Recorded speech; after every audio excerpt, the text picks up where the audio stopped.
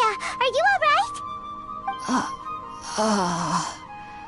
So hungry. Need water. There's no way we can get her to eat in her current condition. Let's try finding some water first. Huh? Wait. Why does it look super foggy outside all of a sudden? Anyway, let's go look around.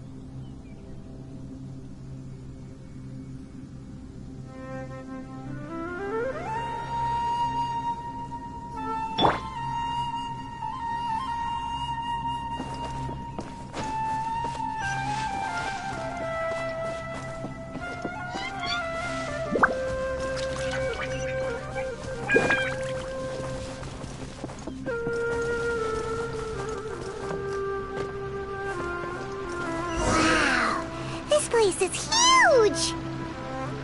Paimon knew there's something off about that cave. Let's think of a way to get over there and have a closer look. Who knows? Maybe we'll find a lead of some kind.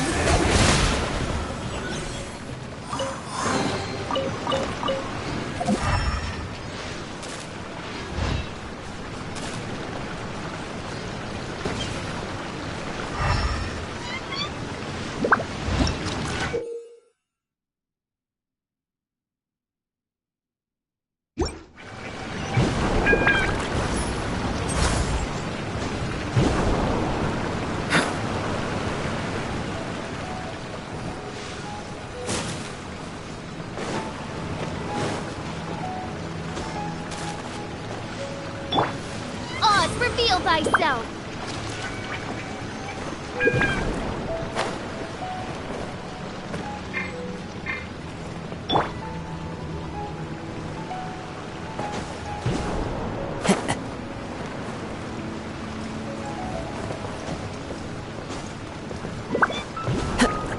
Follow the wind.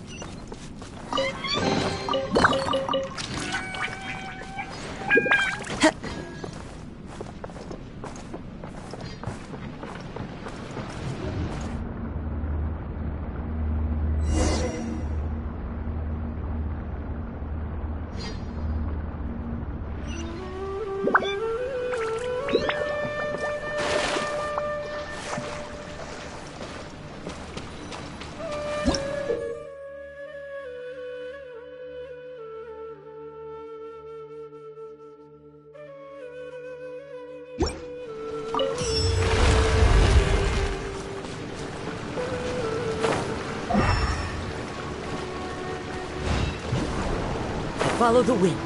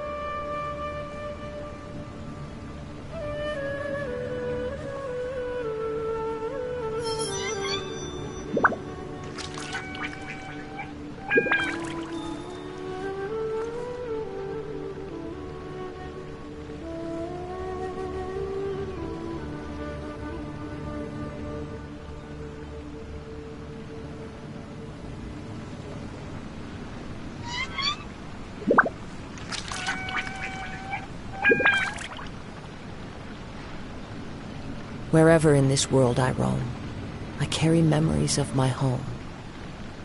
This blade, it is the last link I have to the land of my birth.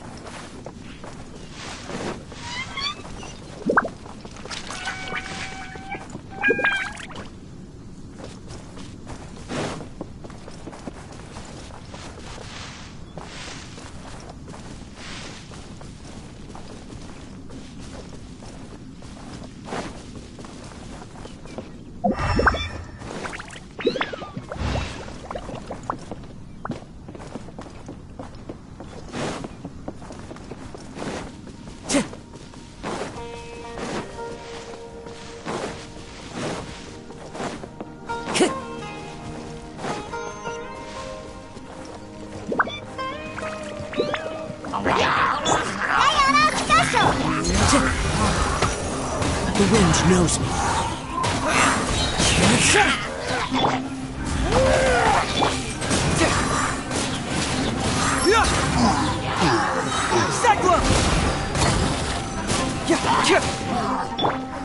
Into the wind. Wings of darkness! Come, step...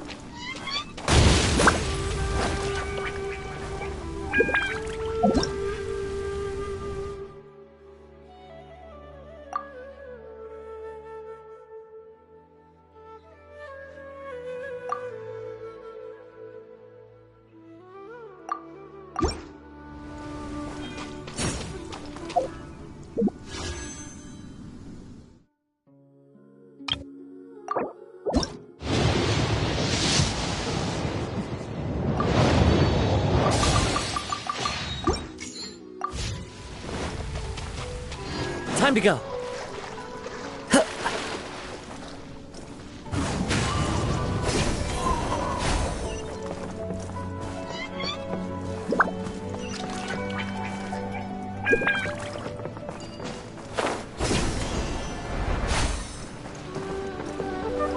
The wind knows me.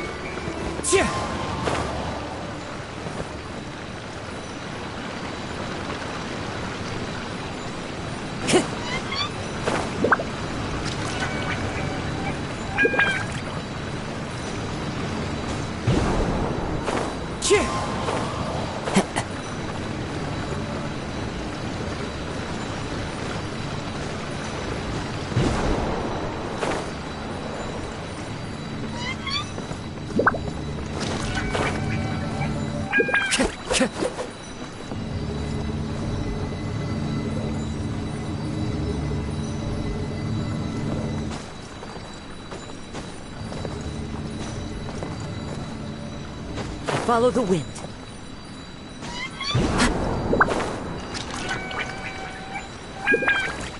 Into the wind.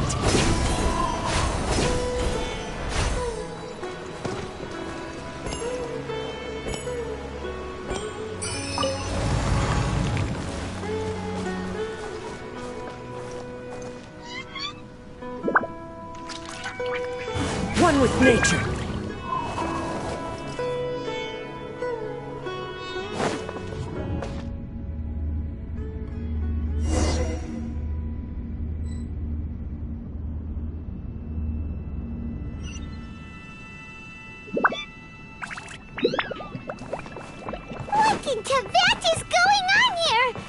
This is getting weirder by the minute! Hey! What's the matter? You don't look so good.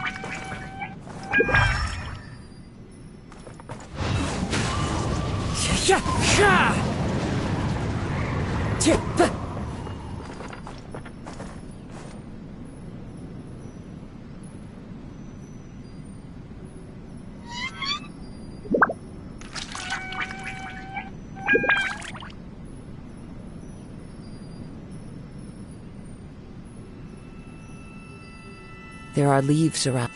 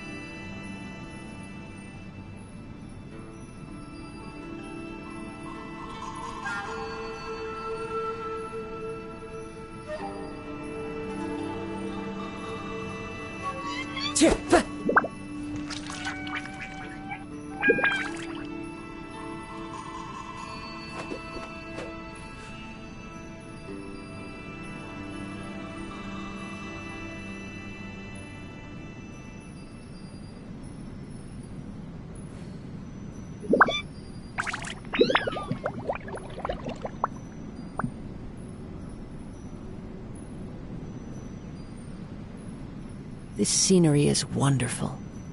Surely enough to convince anyone to become a wanderer.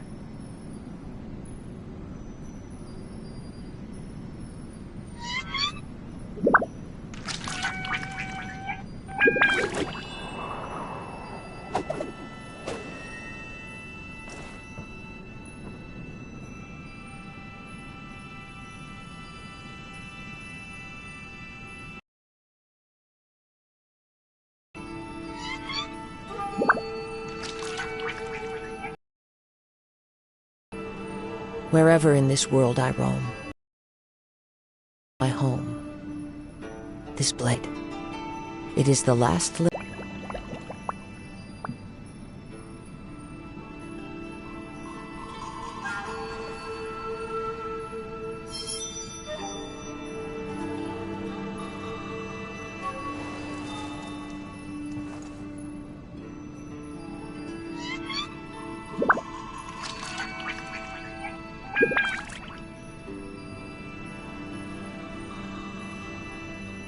This scenery is wonderful.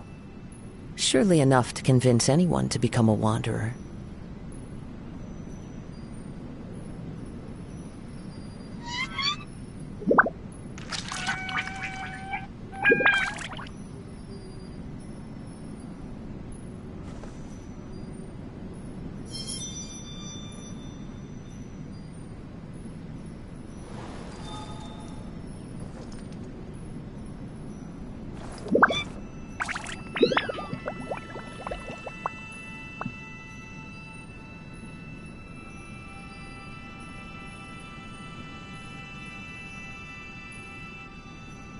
Wherever in this world I roam, I carry memories of my home.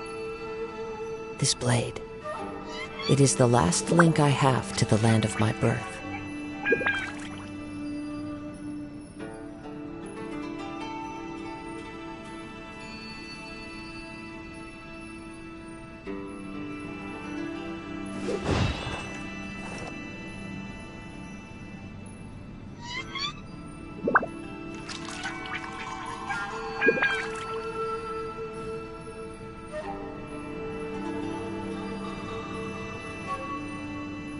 There are leaves around, and I know just the tune to accompany them, if you wish to hear it.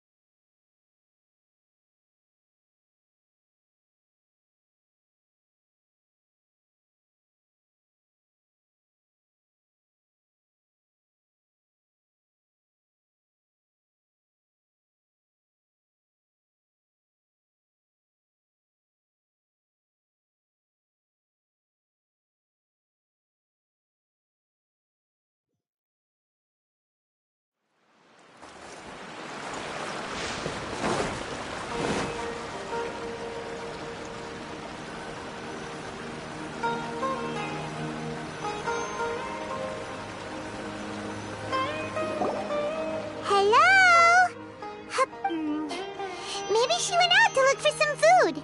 Let's try looking around the area.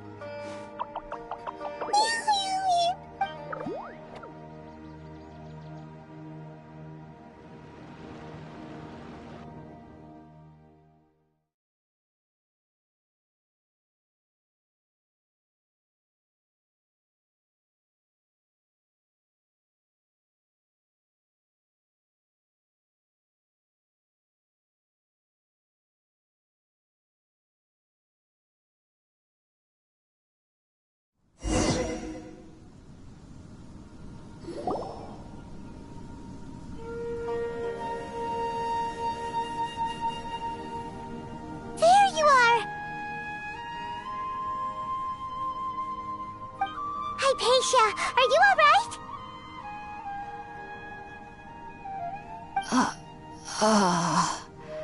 So... There's no way we can get her to eat in her current condition. Let's try finding some water first.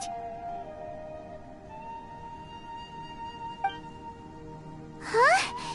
Wait, why does it look super foggy outside all of a sudden? Anyway, let's go look around.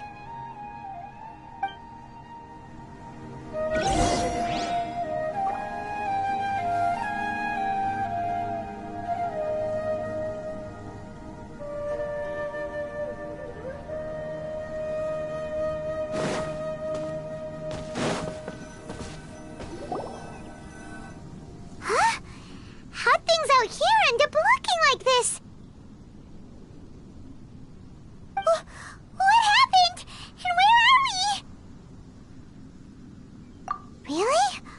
Oh, maybe you're right. Let's go investigate the area.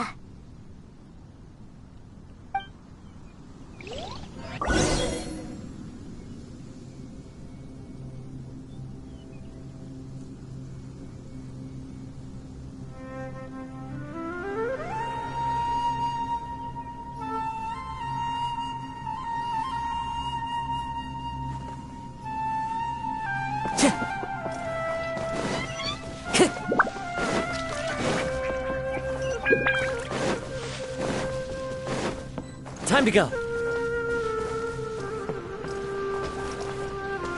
Wow, this place is huge! I knew there's something off about that cave. Let's think of a way to get over there and have a closer look. Who knows? Maybe we'll find a lead of some kind.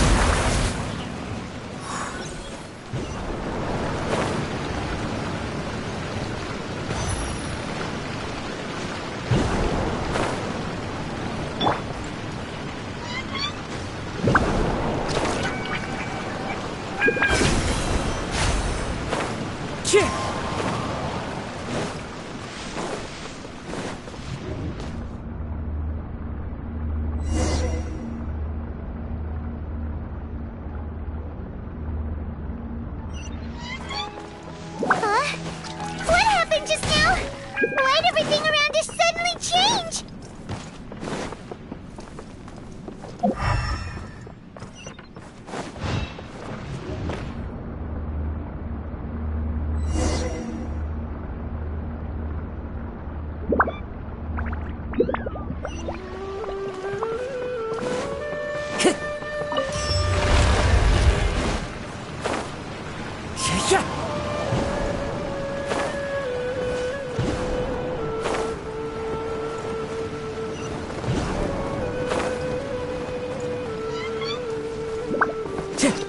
Time to go.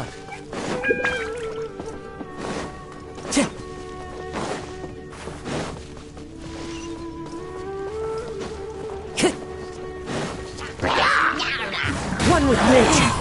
Clouds high. The birds come.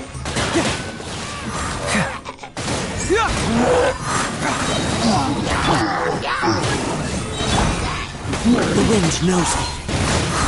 Midnight Phantasmagoria!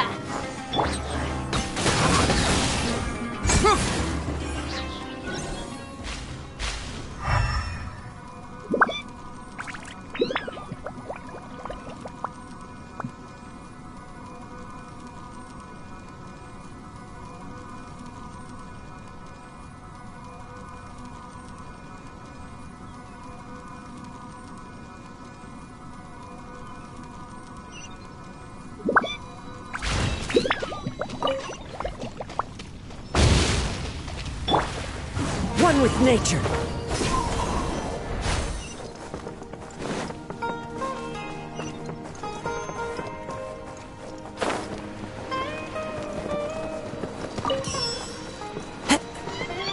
Into the wind.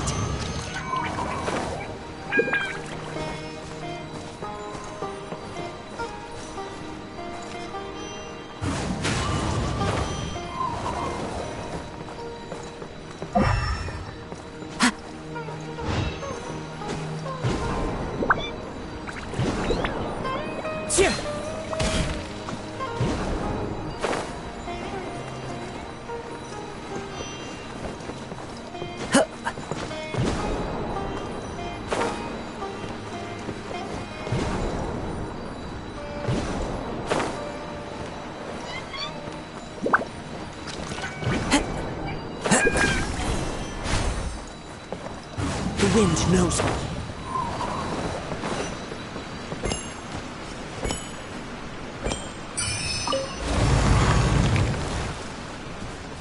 Time to go.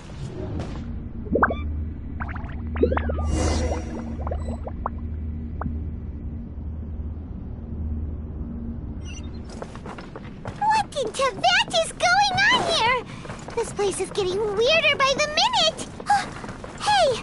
What's the matter? You don't look so good.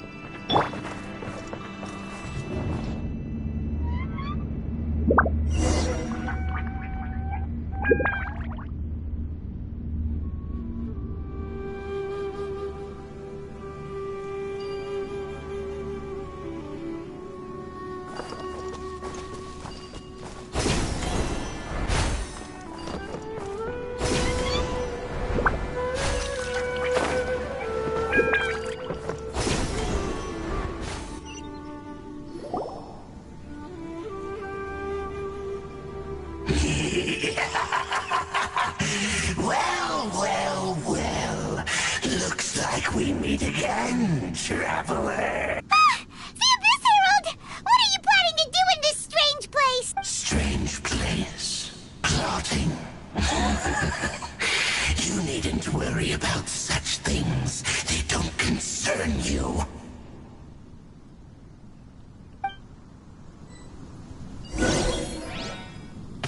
Bow before the Abyss! Stay focused into the wind, as one with wind and cloud. By royal... Look at you, Ponytail! Keep moving! Decimate! The wind knows me.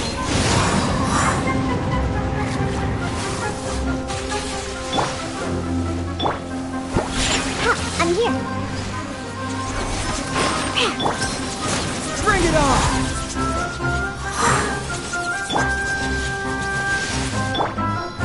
one with nature. Fallen leaves, adorn my night! Huh? Why can't we beat this guy?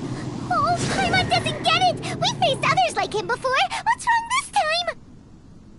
Traveler, though you may have managed to avert countless crises before, your good fortune was bound to end sooner or later.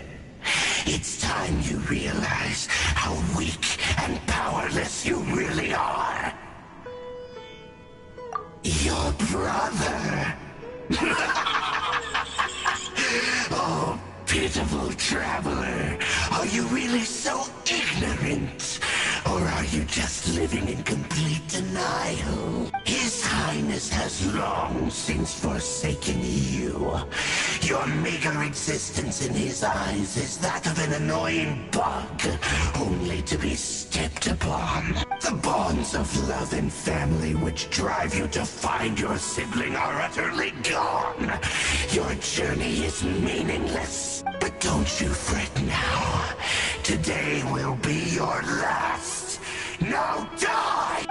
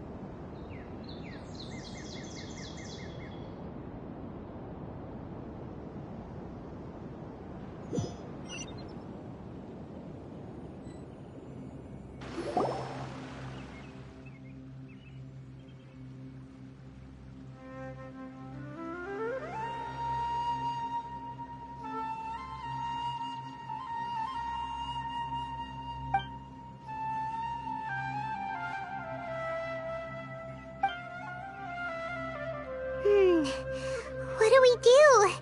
We haven't seen Hypatia anywhere out here. Oh, there she is! Quick, let's see how she's doing. Ah, so sweet. Well, the good news is that she's still conscious. Hey, why'd you drop her food on the floor like that?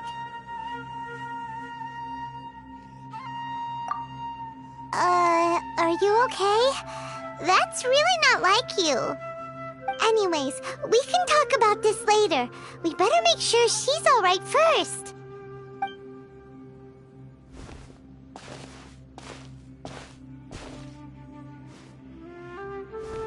Whoa! Wait a sec. Look at all this fruit lying around her. We can put that to good use.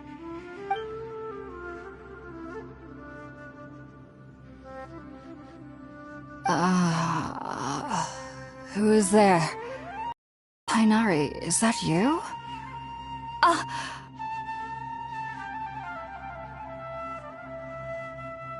Huh?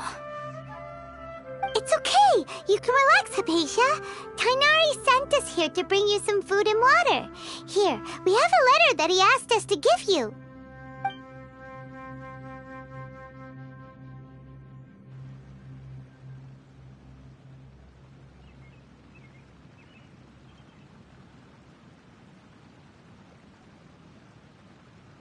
I see. So, you're friends of Tighnari. I apologize for all the trouble I've caused you. I'm grateful that you came so quickly to save me. You even brought all this fruit. Well, actually, we didn't bring the fruit. It was already here when we arrived. We were kind of wondering about that, actually. When we found you here, there was all this fruit lying around and even some juice dripping from your lips. How did you end up like this anyway? Oh, really? I seem to understand now. All the fruit was likely from my, neighbor. Must have come by and saw me like this. Your neighbor?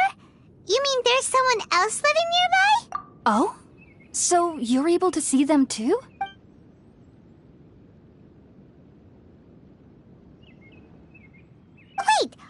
a second, Traveler.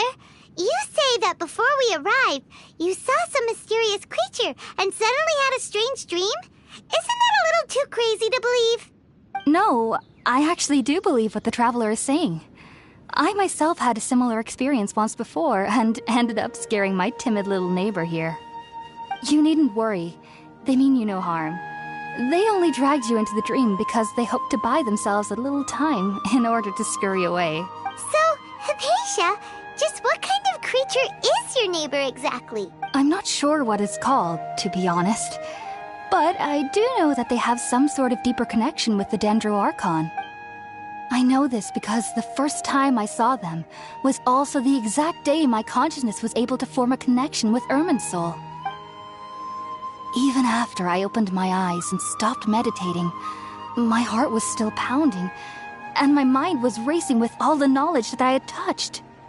And at that very moment, I suddenly noticed a small figure at the opening of the cave. In my curiosity, I began to walk over to the creature. They must have already been used to me living in the cave, because they didn't seem to mind me approaching them. They just kept doing whatever they were up to. It wasn't until I crouched down next to them that they suddenly realized that I could see them. Oh, and then? And then I had a dream. By the time I came to, they were nowhere to be seen. I was convinced they'd never show up again. But sure enough, I saw them nearby a few days later. And they weren't alone. I feel like they aren't as afraid of me as the first time I approached them. But I never would have expected them to save me. Yes, no doubt about that. By the way, Tighnari mentioned in his letter that you had questions for me regarding Irminsul.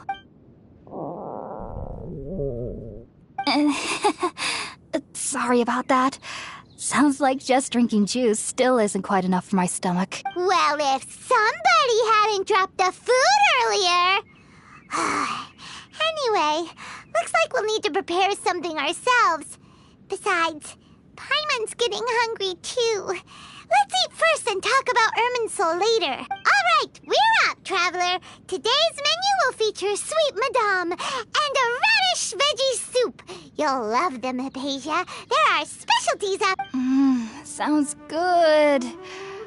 I've never tried any dishes from other nations before. I certainly look forward to it. It's been so long since I've had a decent meal, too. To be honest, the last time had to be when Tighnari came to visit.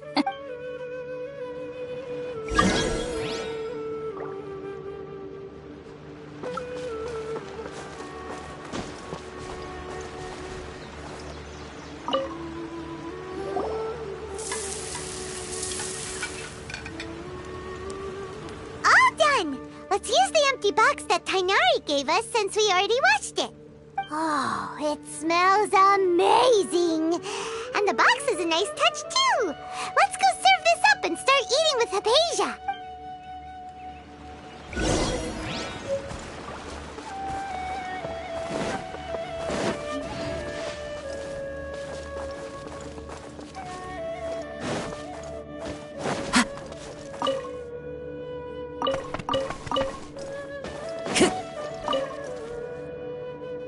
Are you already finished cooking?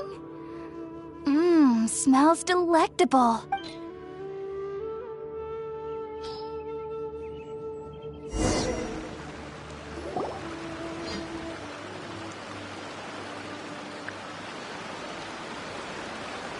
Even though everything you mentioned was in Tighnari's letter, it's still hard to believe you were able to connect with Irminsul immediately after smelling Spiritborn Ale for the first time. It took me nearly 3 years before I could do so.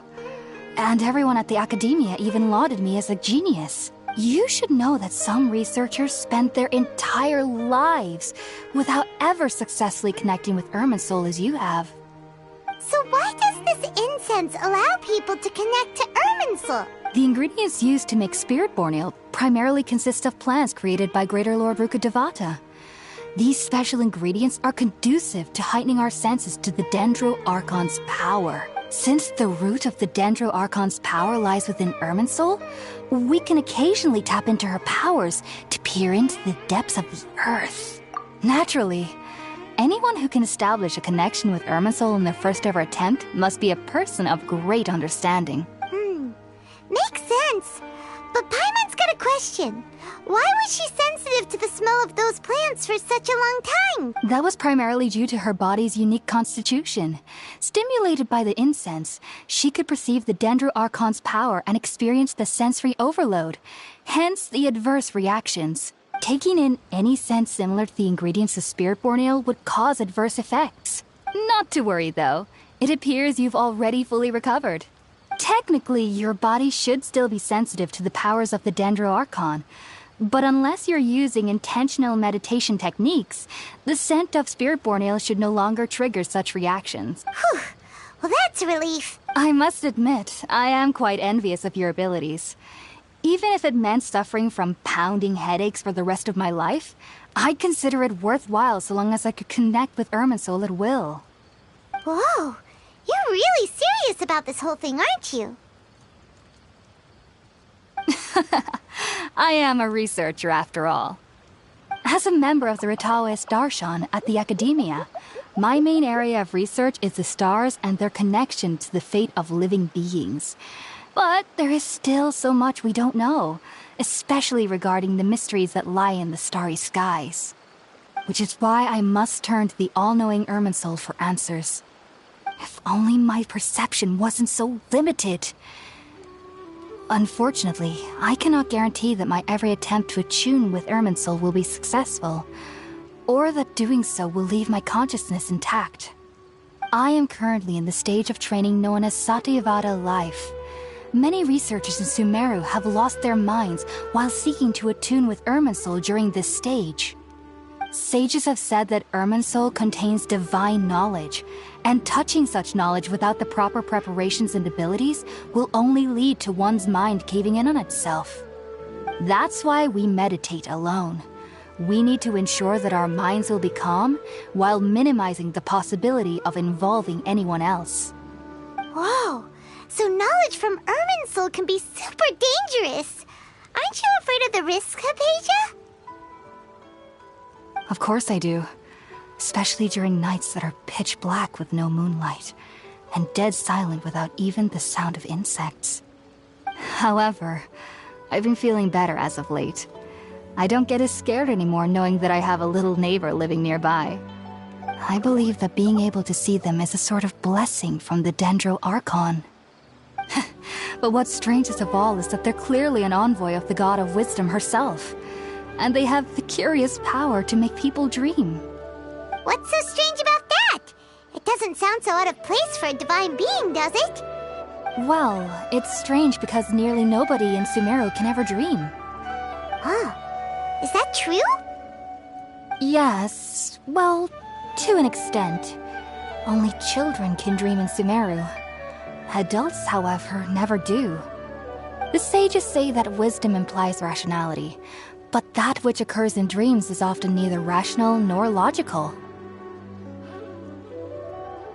Yes, if one struggles with anxieties, those emotions could influence their dreams. The fact that the people of Sumeru do not have dreams is seen as a blessing by the sages. They believe that Greater Lord Rukkhadevata, the God of Wisdom, is keeping us away from the foolish delusions you encounter in your sleep. I was born into a family of scholars in Sumeru City. Ever since I was a child, my parents would always tell me that I'll know I've grown up once I stop dreaming. I studied hard, enrolled as a student in the Academia, and went on to become a researcher. Sure enough, I never dreamed again.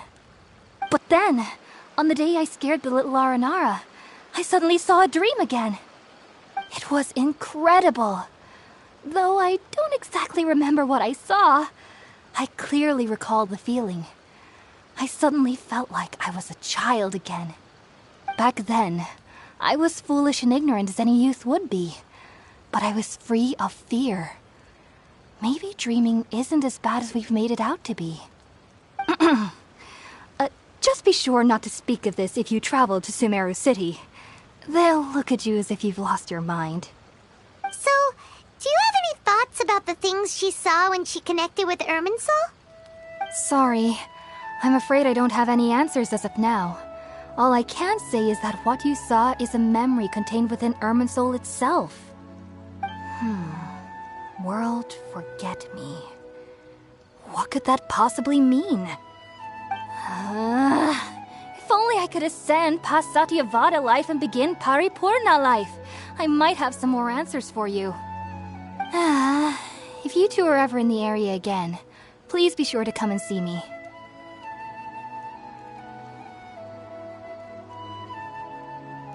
There's no need to be thanking me. You two are my saviors. Besides, I'm already looking forward to tasting some more of your cooking. Now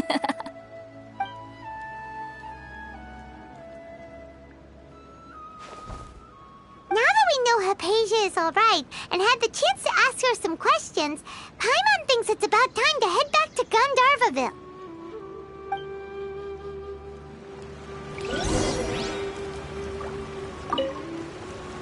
Heading out, I see? If there's anything else you'd ever like to ask about, I've heard local children here in the rainforest speaking of fairy-like creatures. But perhaps this is because I had a very... And speaking of my little... I've noticed on... Heading out, I see? If there's anything else you'd ever like... Take care.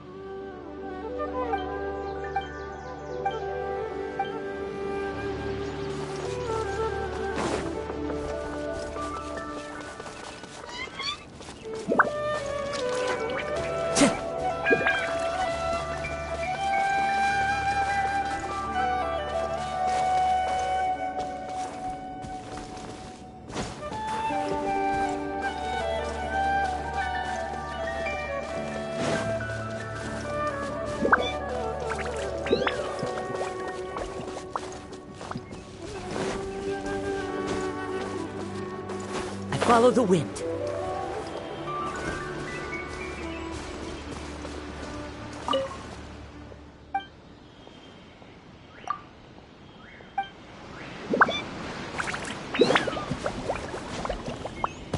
Time to go.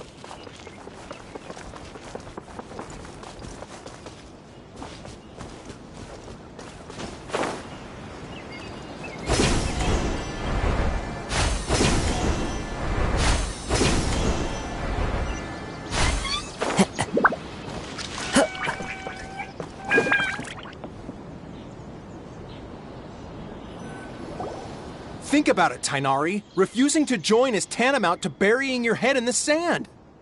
I understand that you're a forest watcher and that it's your duty to combat the effects, but isn't it evident that such work is not a lasting solution to the problem?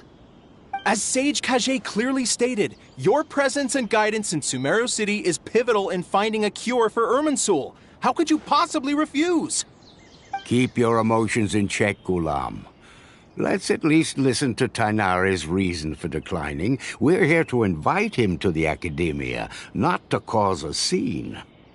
Sage Kage, I am truly honored that you came here in person, but I'm afraid I must still decline your invitation. I am merely a forest watcher. How could the great minds of the Haravatat have any need of someone like me? Well, it turns out that your refusal letter had some implications on your master's reputation. He is a renowned sage of the Immorta, after all. So now I've come here in his stead. I see. Huh. And I figured that given his temper, he would come here and berate me personally. Tighnari, your master is... and now he requires your assistance. And what exactly does my master need of me, Sage Kage? You'll know once you've arrived in Sumeru City, that is. And how long will I be required to stay? There's no definite answer as of now. Do you mean to tell me that despite coming all the way here to Gandharvaville, you still can't answer the questions I laid out in the letter to my master? If that's the case, then I'm afraid I cannot give you a definite answer either. Tighnari, but you... So be it. Come, Gulam, we're leaving.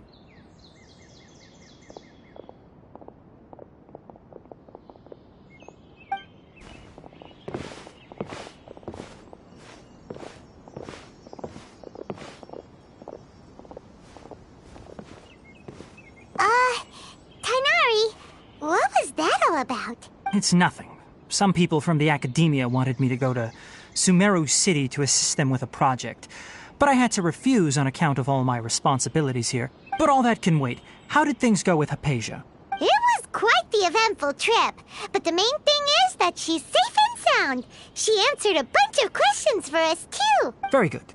Now that the traveler has made a full recovery, there shouldn't be any reason for you to tarry here longer. I assume you will be heading to Sumeru City, correct? That's right. We want to meet Lesser Lord Kusanali and ask her for advice.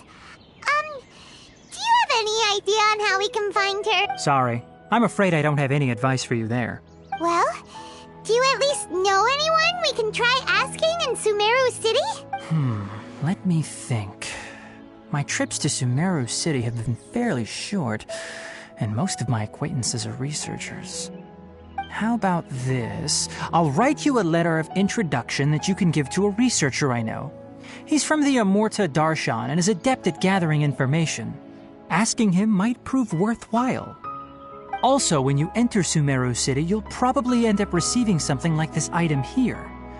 I'm not sure if it will ever come in handy for you, but maybe you can give it a try. Oh? What is it? It's called an Akasha Terminal.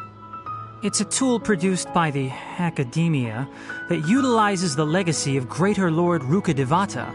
Some say that this very item is the basis of Sumeru's reputation as the City of Wisdom. Needless to say, this device and its usage fall under the academia's expertise, so I'll leave it to them to show you how to use it. Great! Next up, Sumeru City! That's right! Tighnari, we have something important to say to Kale before we leave. Yes, she's doing much better. After being confined to her bed all this time, I thought a little walk would do her some good. Last I saw her, she was taking the path towards the North Crossing. She knew you two would be leaving soon, so she must have wanted to see you off. Thanks, Tighnari. All right, let's go! Farewell, and good luck to you both.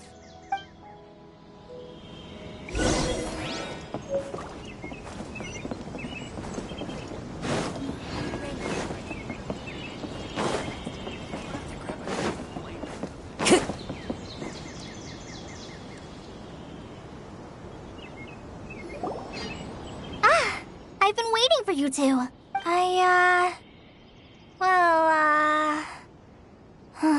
Never mind.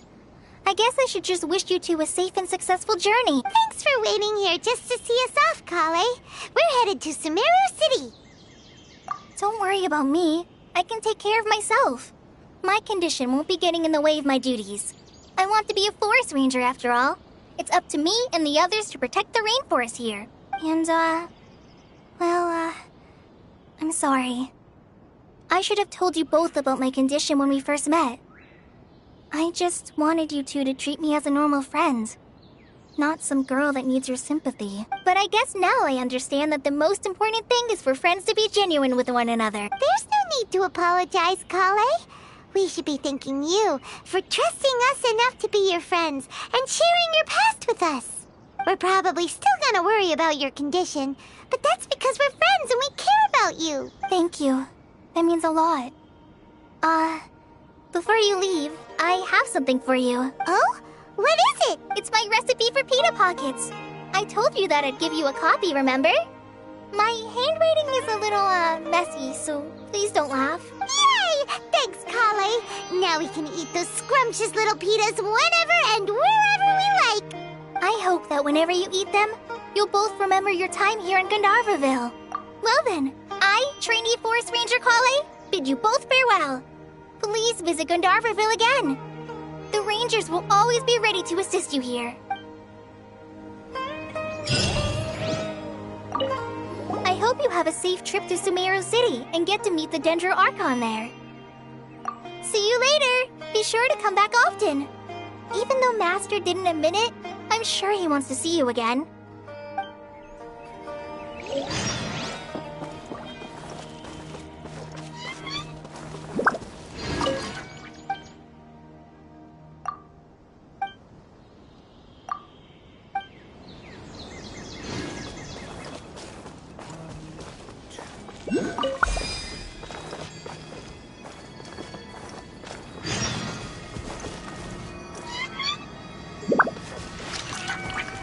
Time to go.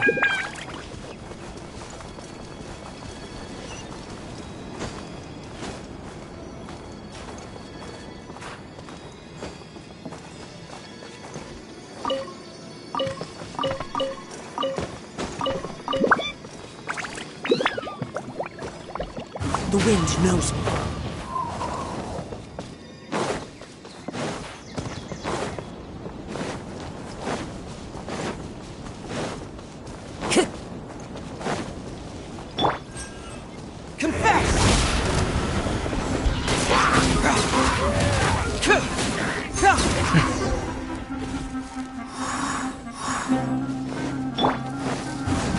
Nature.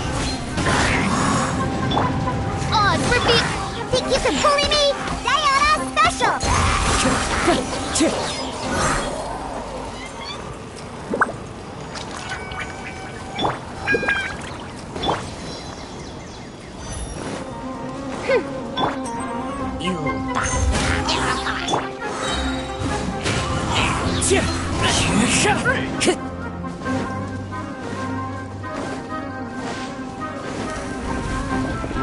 Into the wind.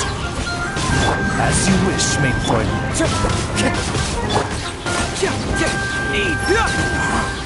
You won this one.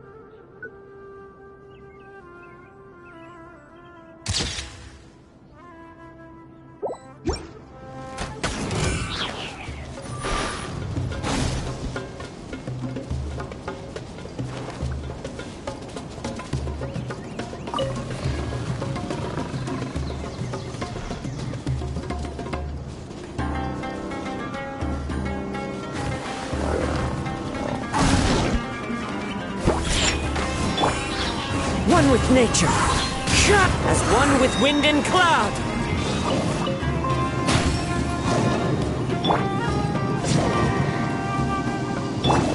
Carefully! Shaken and stirred! The wind knows me.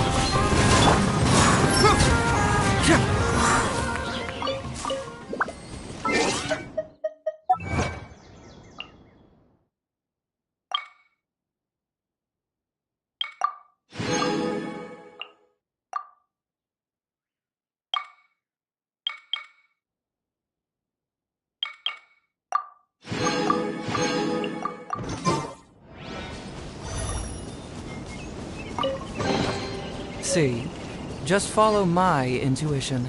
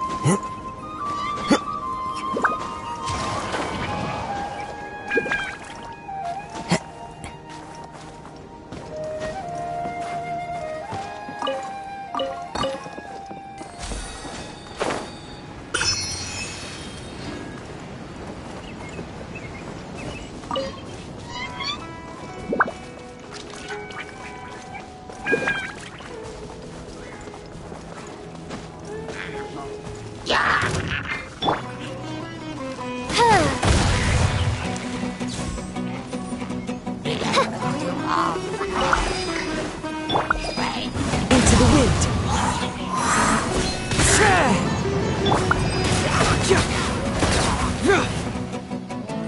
Confess!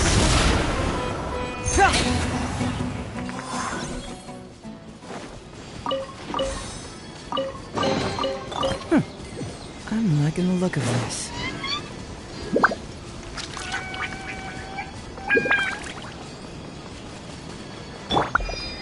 One with nature.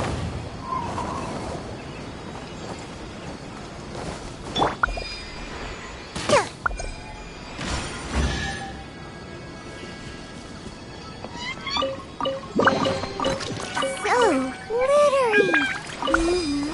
Control urge to pounce.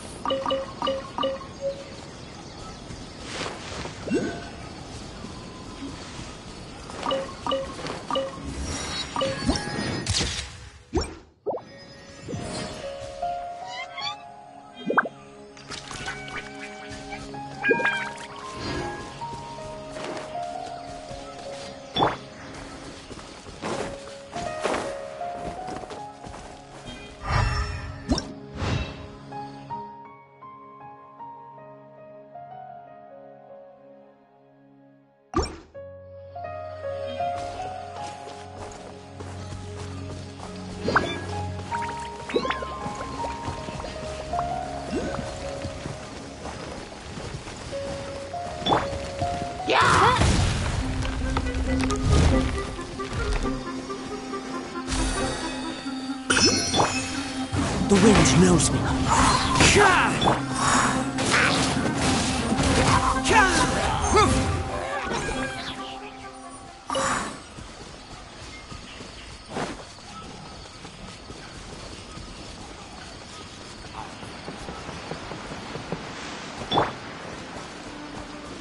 Into the wind.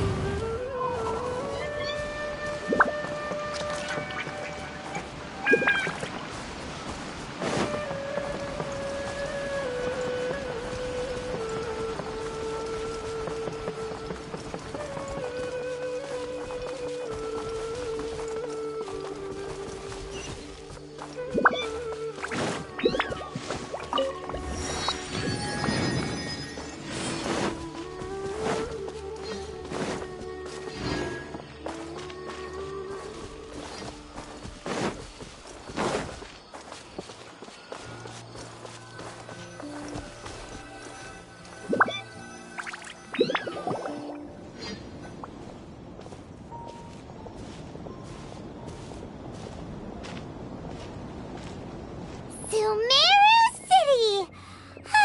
We finally made it! Oh, did you see that? When those people entered the city, something on their heads lit up. One moment, please, you two. It appears this is your first time visiting Sumeru City. Oh, yeah, that's right. But how did you know that? Because there's currently no information on either of you in the Akasha. But no need to worry, that won't prevent you from entering the city. In fact, the Academia conveniently provides each traveler to Sumeru City with a device. Perhaps you two before. It's our beloved Greater Lord Rukkhadevata's lasting legacy, a treasure trove of collected knowledge. After centuries of tireless research on the Akasha, the Academia created one of its most ingenious inventions, the Akasha Terminal. As long as you are within Sumeru's borders, you may use an Akasha Terminal to connect directly to the Akasha and access any knowledge you need. I should mention that due to technical limitations, the operation of Akasha Terminals will be much smoother and more effective in large cities such as Sumeru City and Port Ormos. Oh, so this is the thing that Tainari was telling us about. It sounds pretty amazing. You two are quite fortunate. Until recently, it was standard practice to only issue Akasha Terminals to outlanders who spent an extended amount of time in Sumeru. However, this policy was recently changed, and now all travelers are issued one upon arrival. Here are your Akasha Terminals. Please handle them with care. It kinda looks like a leaf. To activate it, simply hold it in your hand and say the following phrase to yourself. May the mighty God bless us with their voice of wisdom. Oh, since this little doodad lets you access knowledge, maybe we can use it to find a way to meet Lesser Lord Kusanali. May the mighty God bless us with their voice of wisdom.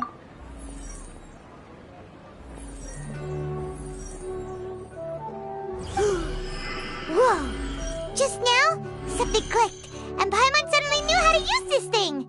It seems all we need to do is concentrate on what we want to know, and bam! You get it. Oh, that'll come in real handy. Exactly. That is the power of the Akasha. And with that, let me officially welcome you both to Sumeru City. May the wisdom of the Dendro Archon always be your guide. Okay, now that we're in, we can check the Akasha about Lesser Lord Kusanali. Let Paimon try. 500 years ago, the sages found a newly born deity from within some scorched ruins. The deity now resides in the sanctuary of Suristana. Seems pretty similar to what Kali was telling us. Okay, next, let's concentrate on asking how to meet her.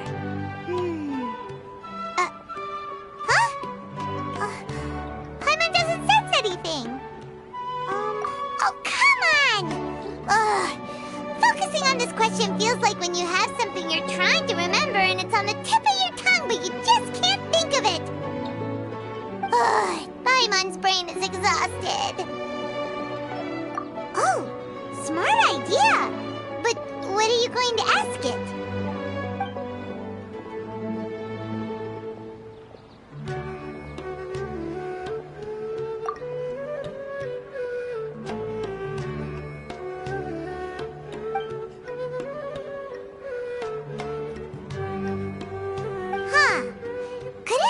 Because we're Outlanders and we've only just arrived in Sumeru? You know, maybe we're not qualified to receive an answer to this sort of question or something.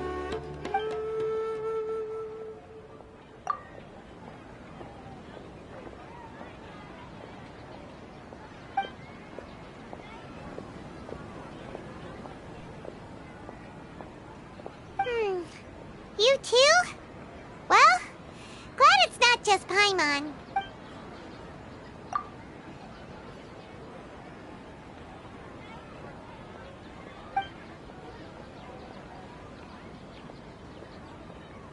Uh-oh. Paimon's getting all teary-eyed all of a sudden. It feels like the people of Sumeru really miss their Archon. Well, seems no matter which way we try, we can't find anything that'll lead us to Lesser Lord Kusanali. Guess our only choice now is to try meeting with the researcher that Tainari recommended. He's from Sumeru and even has a position in the Academia. Maybe he'll be able to access more info from the Akasha. Let's see. Tainari wrote an address on the letter's envelope. Oh, it's not far from the city's gate. Let's head over and have a look. Hopefully he's at home. Or say something like that about me. It's plain hurtful. Hello, are you Rohawi? Yes, that's me. Can I help you? Great! is here. What? Tainari? Please, there's no need to say anything, really. Sure, I admit that the article I published last month wasn't my best work, and maybe the data didn't produce the most convincing results, but... Here! This is a letter from Tainari! Oh, let me see... Oh! Ooh, what a relief. You two nearly scared the life out of me. So, you two just have some questions for me? Seems even Tainari acknowledges my innate ability for procuring information. So, what is it you two would like to know? We want to meet with Lesser Lord Kusanali. Do you know a way we can do that? You mean you want to meet the Dendro Archon herself? This isn't exactly my area of expertise, but let me see what I can find in the Akasha.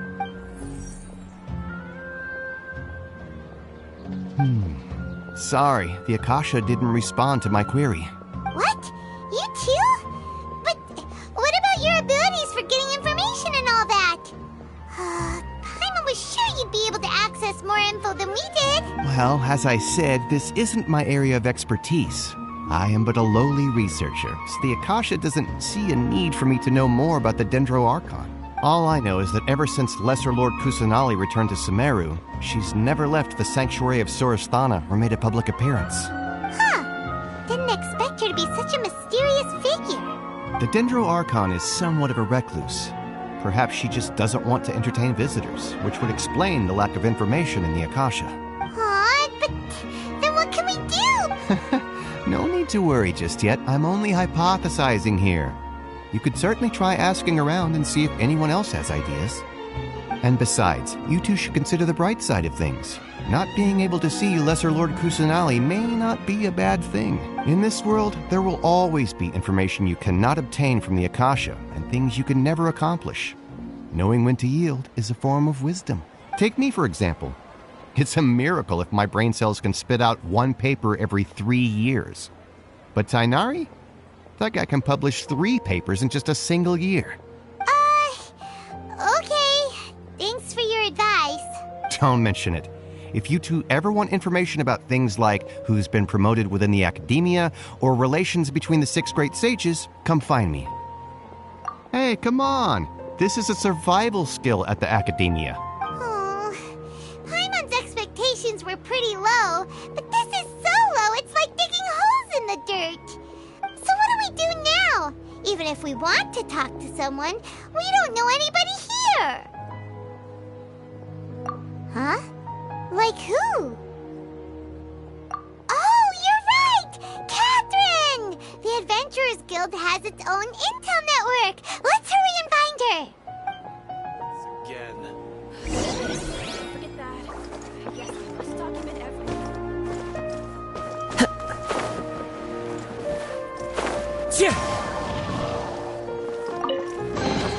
Who says there aren't benefits to a life of wandering?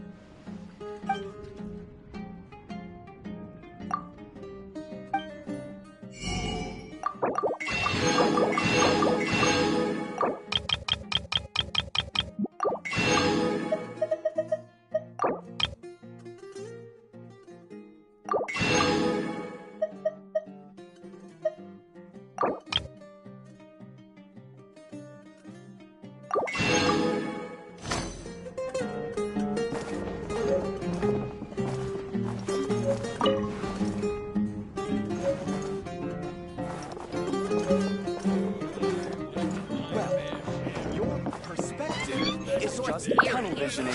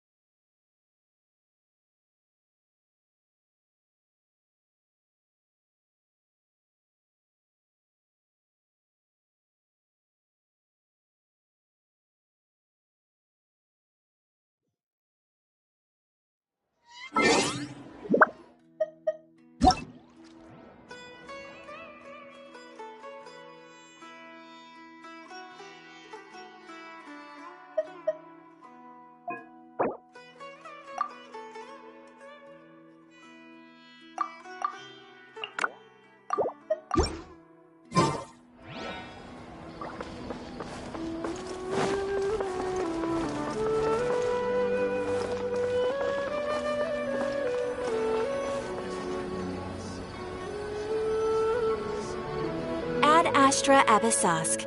Hello, Traveler and Paimon. Catherine, we need your help with something. Understood. The Adventurers Guild is always ready to serve you. With what do you require assistance? We want to meet with Lesser Lord Kusanali. Do you know a way we can do that? You two wish to meet with Sumeru's Archon. Understood. Please wait.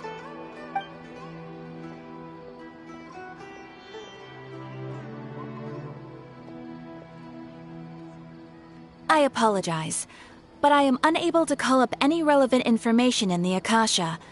I'm also unable to locate any pertinent information in my personal memory. Aww, another dead end. Well, if Catherine can't help us, then we really don't know anyone else to ask now. Please do not worry. I may know of someone who can help you two. In Sumeru, the Adventurers Guild does not serve as the vanguard of information. Rather, there are numerous active mercenary groups collectively known as the Eremites. They take on various contracts and work all across Sumeru, so they naturally accrue intelligence. An Eremite brigade called the Corps of 30 is in charge of Sumeru City's defenses. Not only are they the oldest brigade, but they are responsible for managing and coordinating the affairs of all other mercenary brigades. Corps of 30? What a weird name. Supposedly, they are named as such because their ranks numbered 30 at their inception.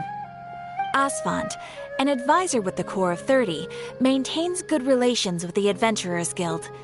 Though he's already retired, he and his words carry great weight within mercenary circles.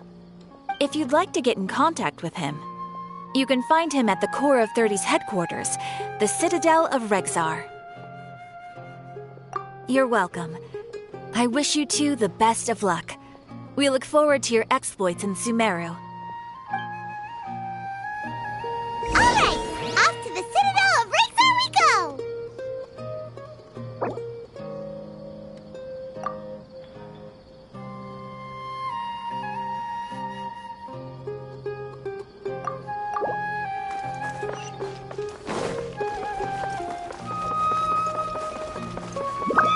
This new shipment of items, they're also ridiculously overdesigned.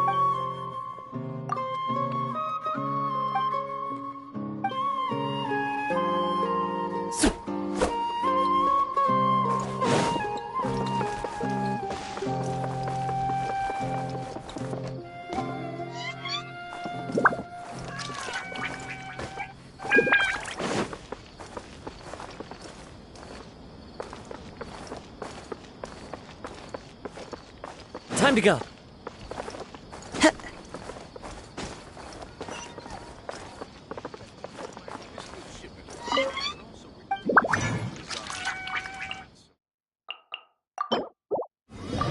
Working? I don't get it. These parts are safe for sure. Things can't go on like this.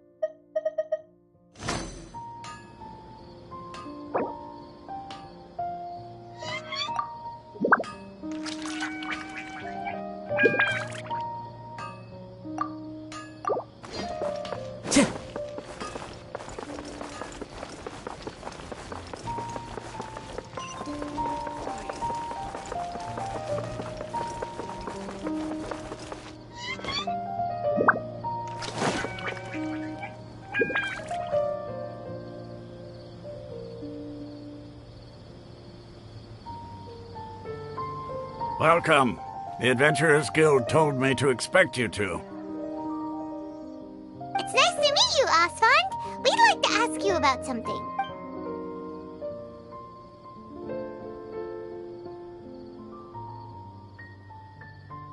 I see. So, Catherine's the one who sent you this way. Ha! It's true that the Eremites network is vast, but even I can't help you meet the Dendro Archon. Wait, seriously? That's it? Afraid so. The Eremites aren't terribly religious, so we don't know much about divinities. As far as the Akasha goes, we can access even less than you. We originally came from the desert. The gods there died off long ago. Since those days, we've used our own two hands to carve out a living. We don't beg gods for their aid. It isn't just us, though. If you ask me, I think most in Sumeru aren't interested in Lesser Lord Kusanali. Oh? Why's that? Just take the Academia, for example. They're the ones who truly rule Sumeru. Although they believe in gods, most of them only care for the late Greater Lord Rukkhadevata. In their eyes, she was the one who founded Sumeru and gifted us with the Akasha. Lesser Lord Kusanali just happened to inherit her legacy. Because of the Academia's influence, most citizens are more familiar with Greater Lord Rukkhadevata and hold her in greater esteem. Not to mention that Lesser Lord Kusanali never makes an appearance, and the Academia never announces anything about her. As far as the people of Sumeru are concerned, she's just a god that exists. And that's all. Really? Aw. After hearing all of that, Paimon sort of feels bad for Lesser Lord Kusanali. Ha! But who knows? We're all just guessing when it comes down to it. Besides, I'm sure the God of Wisdom doesn't worry about her reputation among people like us. All right. Well, thanks for the info, Osfond. No problem. Always happy to help out the Adventurers Guild.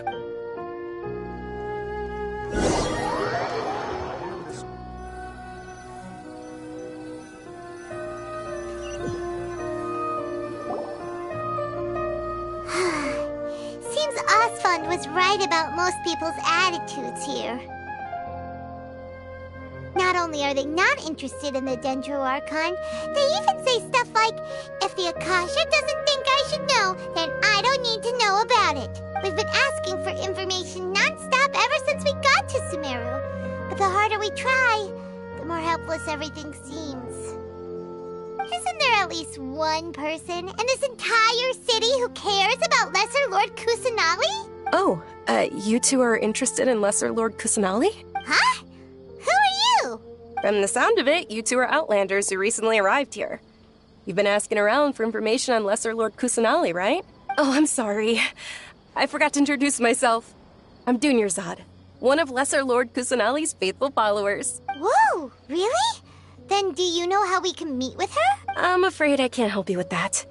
But your conversation earlier did happen to remind me of a legend about the Dendro Archon. Sure. It goes like this. Long, long ago, there was a man who heard a prophecy. It predicted that a great calamity was about to befall him. Panicked by what he heard, the man sought out the Dendro Archon in hopes that she would bless him with the wisdom to help him escape his predicament. The man journeyed across deserts and through rainforests and experienced tribulations of every kind.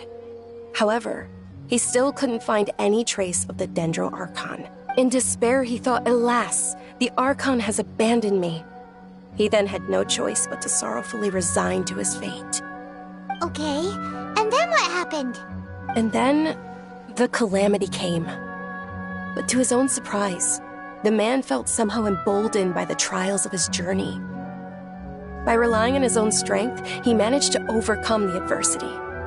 At that moment, a bird perched upon his shoulder. This bird was, in fact, an avatar of the Dendro Archon. She said, "O Archon Seeker, do you now understand? She and her wisdom have long been found by you. Along your journey, we were in every flower and blade of grass, every ray of sparkling sun, and every breath of dancing wind. So long as you continue to think and ponder, we'll be wherever you go." Yeah, thanks for the story! Paimon feels all warm and fuzzy inside after that. In a way.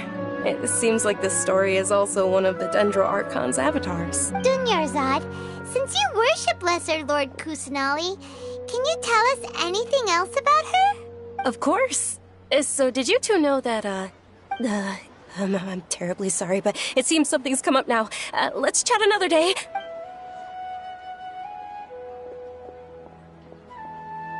Hey, wait! What the heck just happened? It looks like they're searching for someone. Dunyarzad was acting super nervous just now. You think they're looking for her? This stinks! We finally managed to find a lead about Lesser Lord Kusanali! We can't let them get in the way now. Let's see if we can get rid of them. Then we can catch up with Dunyarzad. Hey, have you two seen a brown-haired girl wearing a purple top and a long blue dress? We're looking for her. Did she have bandages wrapped around her wrists? Yes, that's her. Did you see which direction she went? Yeah, she went that way. Quick, after her!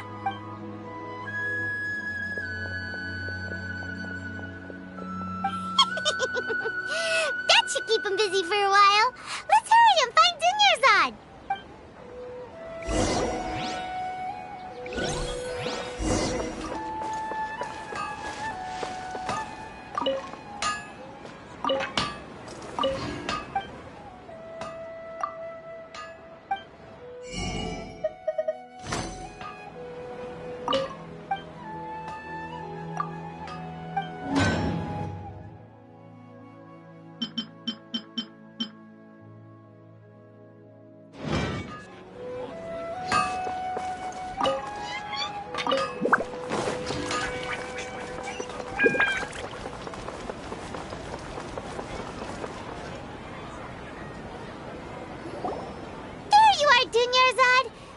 You might have been long gone by now. Oh, it's you two. Oh, you startled me there. You can relax now. We threw those people looking for you off the trail. Really? Thank you so much. Unfortunately, I believe there's still more of them out there looking for me. Uh-oh, looks like there are some coming this way. Huh? More of them? Then what are we standing here for? Run! No, wait, my body isn't in the best shape. It's difficult for me to run. Okay, sounds good. There's a tavern on the other side of the port we can go to. They probably wouldn't expect me to hide in a place like that. All right, let's move out. Stay behind us. We'll keep an eye out for anyone looking for you. Just take my word for it.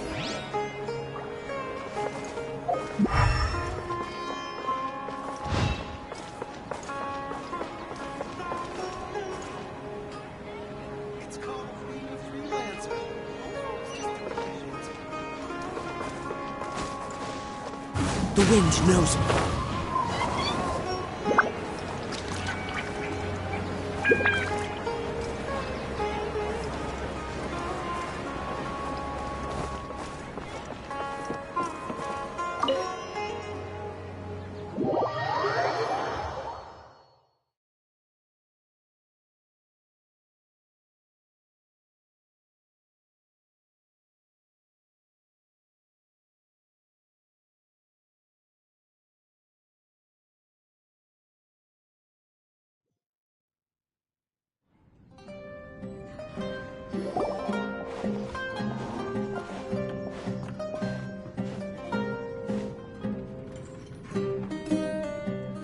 We made it. Oh, they shouldn't be able to find us now. Wait, stand down, Dia.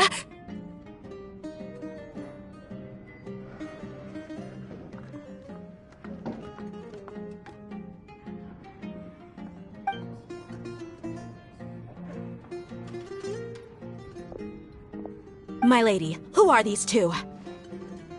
They're travelers that I met on the street just a moment ago. They happened to notice that you were all searching for me, so they helped me hide. I see. In that case, you two should scram. There's nothing here for you. Wait a sec! Who the heck are you? And why are you shooing us away? I'm Miss Dunyarzad's bodyguard, here to see that she returns home safe and sound. My lady, let's get going. You've been gone for so long that your parents are worrying themselves sick. And if I refuse to go with you? It'd be easier for the both of us if you cooperated. But if you insist on not going, then I'll have to carry you like a sack of potatoes. Hey! Dunyarzad already said she doesn't want to go back. Why are you still pushing her? Stay out of this. You don't understand the situation. Sorry, my lady. Even though I'm your bodyguard, your parents are my employers. I have to answer to them. How much? Wait, what? How much more do I have to pay you to become your employer? So you never listen to my parents ever again. Double? A triple? Give me some time and I'll get that much. My lady, this isn't about Mora. I don't know what you think of us Eremites, but let me say this. I like Mora, but I'll never go against my principles. That's why I'm here looking for you. Sure, it's an order from my employer, but my conscience was also telling me it's the right thing to do. And knowing your health, carelessly running around like this is gonna hurt ya. For the sake of those who love you, don't be stubborn. No, you're wrong. I'm aware of my limits, and I know what I'm doing. Honestly, the only people being stubborn right now are my parents. And I know perfectly well that it makes no difference if I'm at home or not. They still won't accept reality. And every time I bring this up, they just change the subject. Dia, you've been living with us a long time already. This should be old news to you. Dia, I know it hasn't been easy for Mother and Father, and I'm grateful for everything they've done for me. But there's someone else in this world I'm also grateful to, because she saved me. The love I have for her is the same I have for my parents. This is my life and my last chance. So I want to do something meaningful. My lady, are you sure what you're doing now is meaningful? Yes, I'm sure. At least, it is to me. Fine, I won't ask you to return home anymore. But let me make something very clear. I'm only doing this because I respect your determination, not because I agree with you. Thank you, Dia. Sorry for being so rude just now. My nerves were acting up. And I even brought up your payment in such an offensive way. Don't worry about it, my lady. I did say that I like Mora. Besides, that's our next topic of conversation. Today's little excursion caused such a ruckus that every single bodyguard at the estate was deployed. It wouldn't be easy to hide things from your old man. Since this definitely won't be your last escapade, here's a little tip. You should at least make it look like your room and things are still in order when you leave. Also, you'll need someone to cover you for when you're out and about. So, I'll let you hire me, my lady. This way, everyone wins. As for the pay, let's say half of what your father pays me. We can settle the bill when we return to the estate. Okay, deal. Yay! Looks like they've reached an understanding. I'm fine, really. I just feel a little tired now that things have calmed down. My lady, stop trying to look tough. We're already in a tavern, so let's rest up and grab some grub. I'm sorry for worrying you two. If you don't mind, I'd like for you to join us. Sure! After you rest up, we want to hear more about Lesser Lord Kusanali.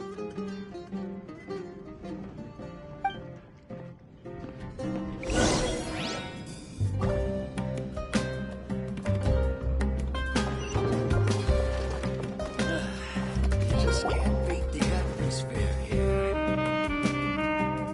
Ha! Well, if it isn't Dia, haven't seen you in nearly half a year. Word on the street is that you're a bodyguard for the Homayani family now. Ha! Don't you find that kind of work boring? Nah, you get used to it. How about a menu over here? You got it. Huh? Isn't this little Miss Homayani herself?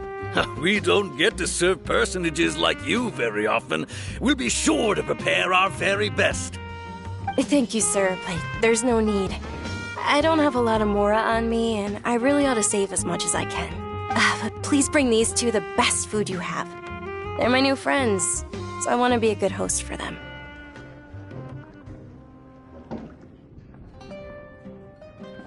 Yeah, we're already super grateful for everything you told us about Lesser Lord Kusanali. How about our coconut charcoal cakes? They're our signature snack, and they run cheap. Look, other customers over there are eating some now. They look kind of burnt and dry. Buy mine will pass.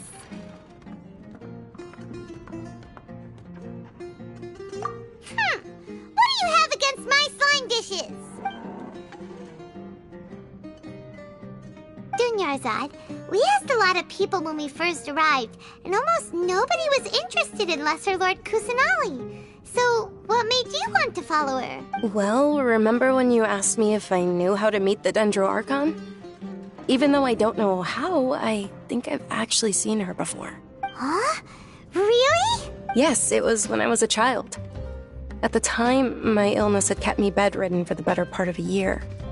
I was stuck inside and couldn't make any friends, and my parents did their best to find treatments for me. But even then, the Akasha didn't have any helpful information. My younger self no longer had any hopes or dreams. One flare-up was so bad that I was in a semi-conscious state for several days. Then one night, I woke up alone in my room. I was terrified. My body was paralyzed. Even if I cried, there was no sound. At that moment, an ethereal voice spoke in my mind. Dunyarzad, don't be scared. You don't have to cry. Dunyarzad, don't be scared. You don't have to cry. Who are you? How do you know my name? How do I explain this? You might not be able to understand, but actually, I know everything about you. Really? Of course. I know that you're scared of thunder, that you hate taking medicine every morning, and that you love counting the petals on your mom's skirt. Wow, you really do know everything. Dunyarzad, is there anything you want? Want? Not really. I can't go anywhere or do anything. Huh? But aren't you a child? All children have wishes. Tell me what you want, and maybe I can make it happen. But, can you make my illness go away? Oh. I'm sorry. But I'm not powerful enough to do that right now. Then, can you be my friend? After that, the voice said, "Okay, I'll be your friend." Although my body was suffering during those days, that voice encouraged me and told me many wondrous things. Beyond my window was the flourishing Sumeru city. Beyond the city was a lush rainforest. And beyond that was the wall of Samiel, deserts, and all of Tevat. Once I finally made it through that bout of illness, I couldn't hear that voice anymore. I told my mother about it, but she said that I must have been dreaming. But I know that that voice wasn't a figment of my imagination. Before that, I had never heard of Tevat. Yes, for sure. If it weren't for that voice, I would have never grown curious about the outside world, nor would I have learned how to read and enjoy so many books. That voice sparked a desire for wisdom. It had to have been the Dendro Archon. I've been hoping for a chance to repay her kindness. In fact, I was running around today to help prepare the Sub-Zerus festival for her. What's the Sub-Zerus festival? It's Lesser Lord Kusanali's birthday, which was the day that she was found by the sages. It's actually an old holiday that originally celebrated Greater Lord Rukkhadevata's birthday. When she passed away, the holiday eventually became a celebration of the Lesser Lord's birthday. I heard everyone was overjoyed when they welcomed her back to Sumeru. In those days, the festival was a huge deal. But because of the Academia's influence, people have gradually lost interest in the festival. The Academia actively participates in Sumeru's many holidays dedicated to Greater Lord Rukkhadevata. But when it comes to the Sub-Zero's festival, forget any funding.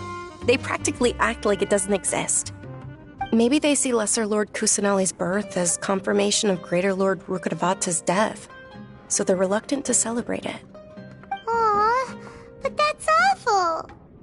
It is. It's absolutely terrible.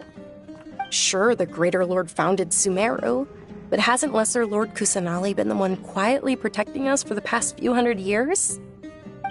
Just remember that we're still out in public. Don't get too carried away now. I know that people over by the Grand Bazaar still hold the Sub-Zero's festival to this day. But I hadn't met any of them before, so I was never able to contribute. But recently, I made a friend there who also follows Lesser Lord Kusanali. I gave her my savings because I want her to throw a wonderful festival this year. That's the least I could do for Lesser Lord Kusanali. Hold on, my lady. Does this friend happen to be Nilu, the one who sends flowers to the estate? Yes, that's her. I saw her leaving the other day with a nervous look on her face. It seemed like she was hiding something in her arms. Did you give her something? Yes. Initially, I didn't have much Mora prepared, so I had Nilu sell one of my skirts. I've agreed with Nilu to meet up at the Grand Bazaar today and see how things are coming along. Dia, would you accompany me? Sure. That's quite the trip, though. I'll carry you. No, that would be too much. Even for you. You might as well just accept the lift. If I let you walk, who knows how long it'll take us. And if anything happens to you, then I'd really never hear the end of it from your father. But of course. Nilu will be thrilled to hear there are more people interested in Lesser Lord Kusanali.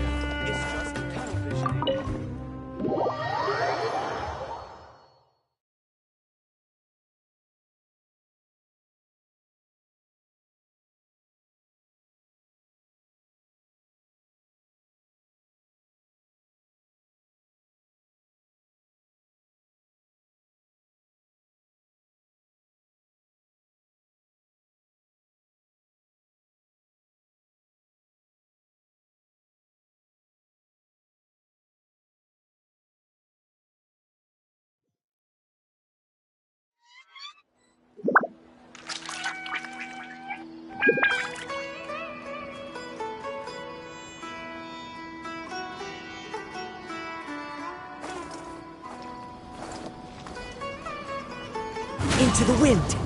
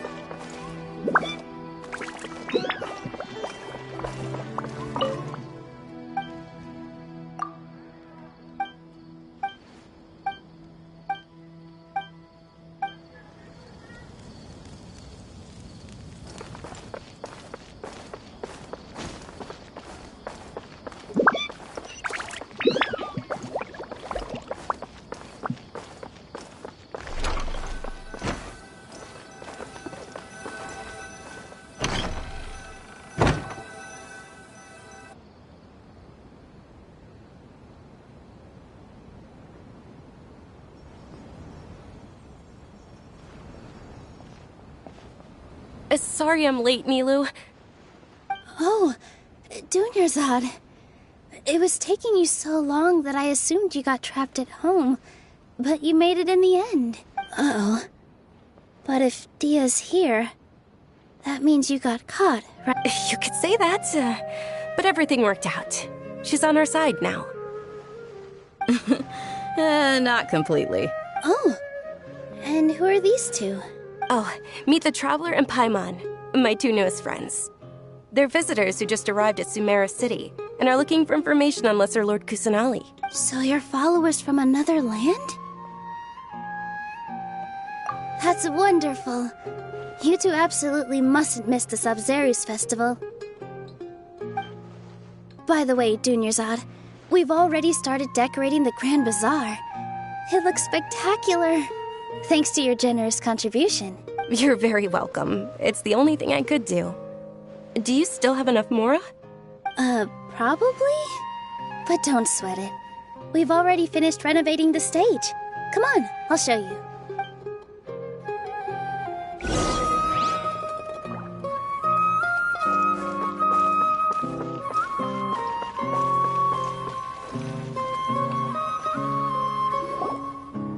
Wow! This place is amazing! Not bad. Last time I was here, the stairs were full of holes. The stairs were nothing. A little while ago, we discovered that the tree above the stage had a huge chunk of bark ready to fall off. Mr. Zubair was worried sick. We reported it to the academia many times, but they never sent anyone to deal with it. We didn't want anything bad happening, so we were going to cancel all the stage performances.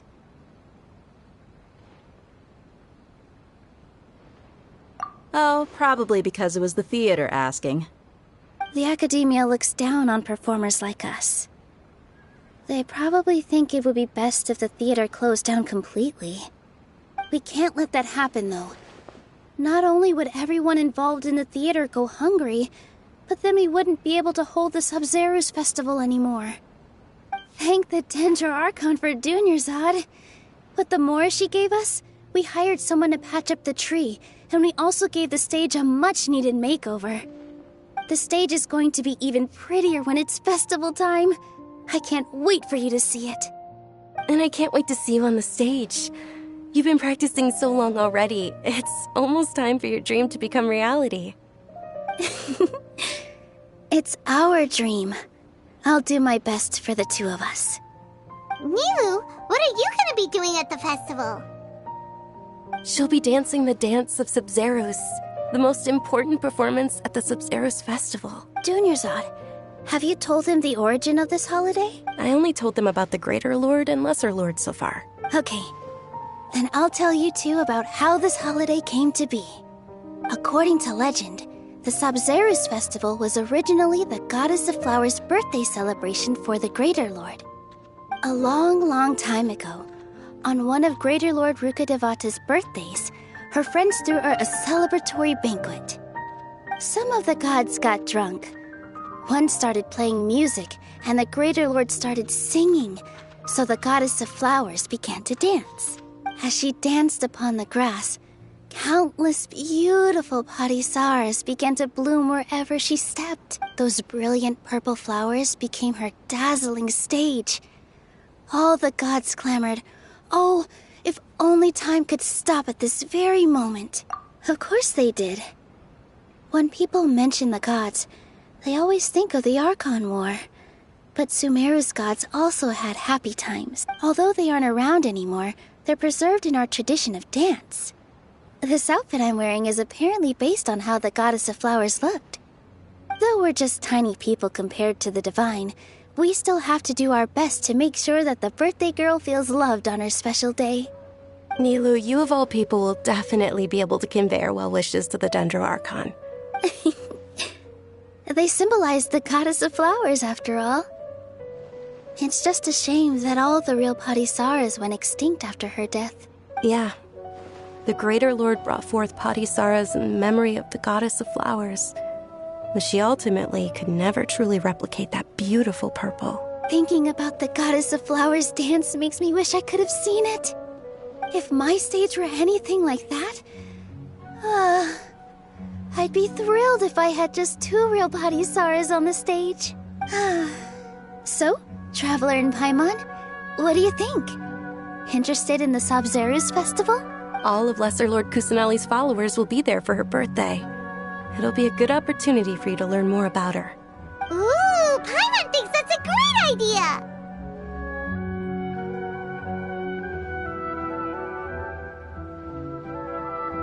Hey, come on! There's nothing wrong with enjoying a festival. Besides, it's Lesser Lord Kusanali's birthday. I'm happy to have more people who are celebrating it. So how about we all attend the Sabzeruz festival together? Dunyarzad, let me show you which stage decorations we've picked out so far. Traveler and Paimon, if that doesn't sound interesting to you, then feel free to explore the area. Everyone at the Grand Bazaar loves Lesser Lord Kusanali, and we're all looking forward to the Sabzeruz festival. In that case, we'll take a look around.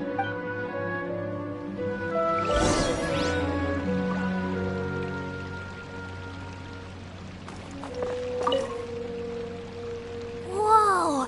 What's with your yellow hair? And why do your clothes look so funny? Are you an Outlander? Did you know that the Sabzeruz festival is about to happen? There'll be loads of fun things to do at the festival. But the best part is when Ferris, the Knight of Flowers, passes out candy to everyone!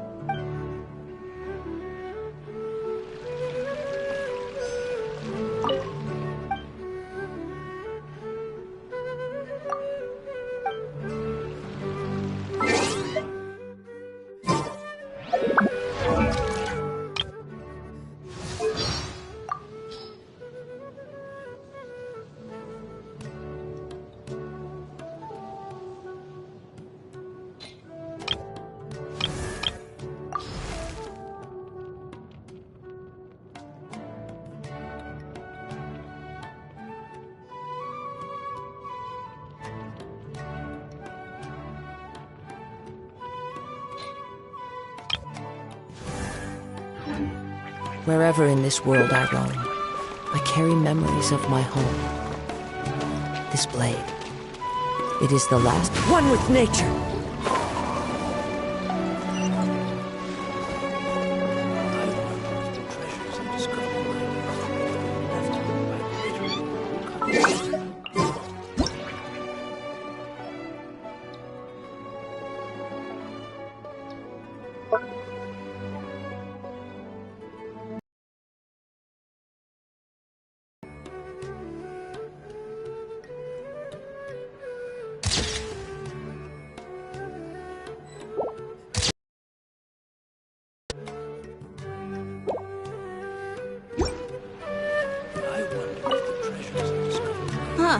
Revamping the stage for the festival couldn't have been easy, that's for sure.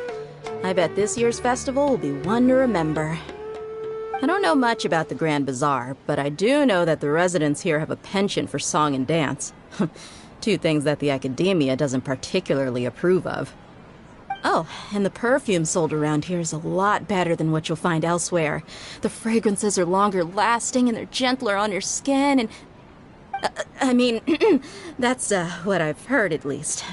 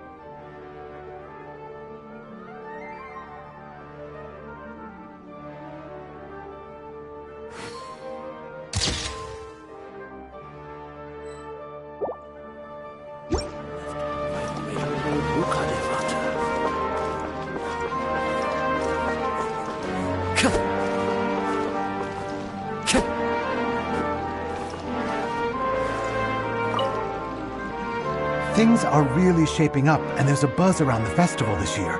We're expecting people from all over to come by this year and buy things during the festivities. Don't be fooled into thinking that Sumeru City has the best of everything. Some festival snacks are only offered here in the Grand Bazaar. And when it comes to musicians, dancers, or singers, the Grand Bazaar's got the best of the best. Sure, those folks at the Academia might not like it, but what's a festival without song and dance?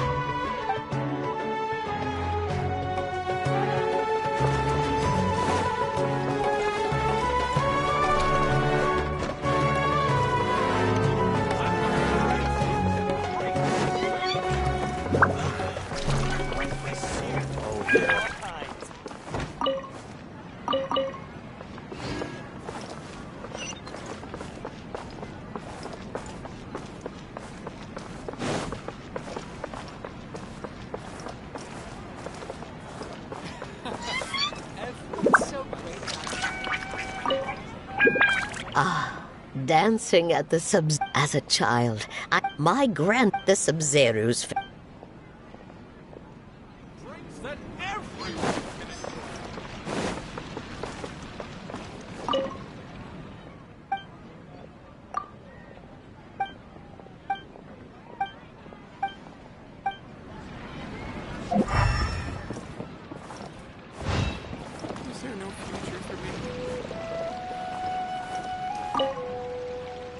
Milu, your outfit looks amazing.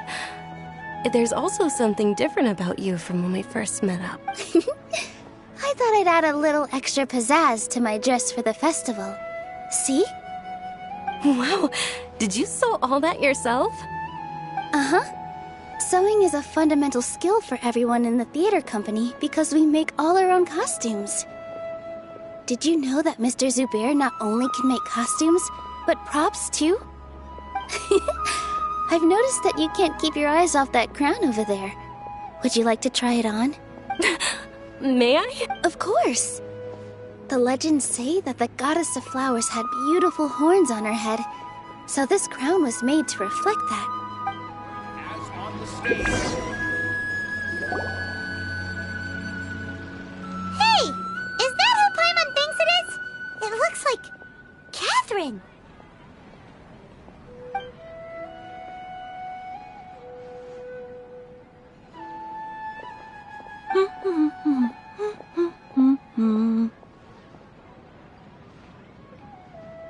Huh.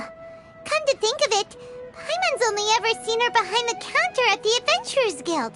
This is the first time we've ever seen her taking a break. Hey, Catherine! Huh?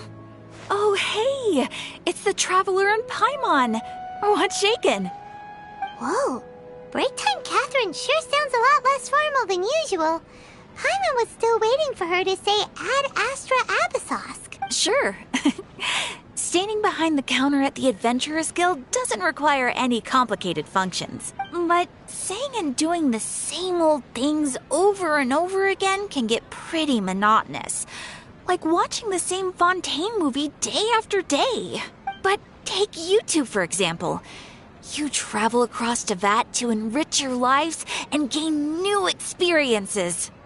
Well, we enjoy traveling across Teyvat and all that, but we're mainly looking for clues about her brother. Yes, you should keep searching. Sometimes the answers we're looking for aren't necessarily at our intended destination. They're found along the way. Huh. Haven't we heard someone say something pretty similar recently? Anyways, what brings you out here, Catherine? No, not particularly. I guess you could say that I'm loving the recent atmosphere here. If festivals bring happiness to everyone, then that's where their true value lies. Oh, it looks like it's about time for me to be heading back now. Alright, we'll see you next time at the Adventurers Guild. Oh, by the way, thanks for connecting us with the Eremites. We've already made some great friends in Sumeru City. I'm sure you two will get along well with the people here. You've already been blessed by the element of Dendro after all. See you around.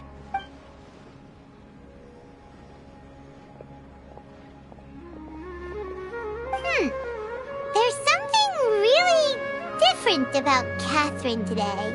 Hey, Traveler. Paimon. Oh, hey, Dia! What's going on? I've got something to tell ya.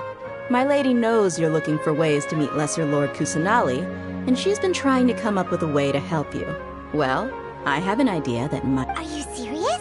We'd love that! It might not necessarily pan out, so don't get your hopes up too much.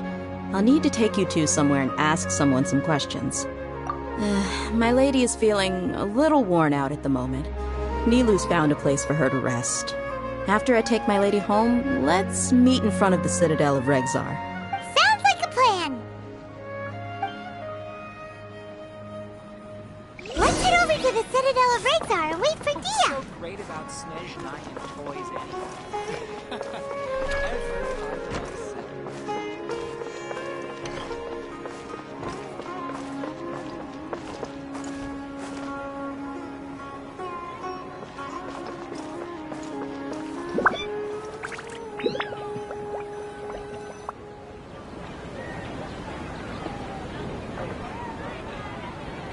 Sorry, I'm late.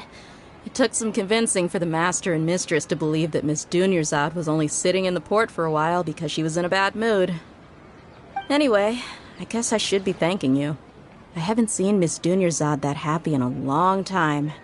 If it wasn't for you two, she probably would have been caught and dragged back much earlier. You sure sound a whole lot nicer than when we first met, Dia. Who would have thought you had such a soft spot for Dunyarzad? It's called being a professional. I'm a bodyguard, and I work for whoever's paying. Look, Dia's blushing. Listen, you two. I don't expect to be working for Miss Dunyarzad very long, but I hope to finish things on a positive note if possible. Let's cut the chit-chat and head into the Citadel. We'll see if the person I know has a way for you two to meet with the Lesser Lord.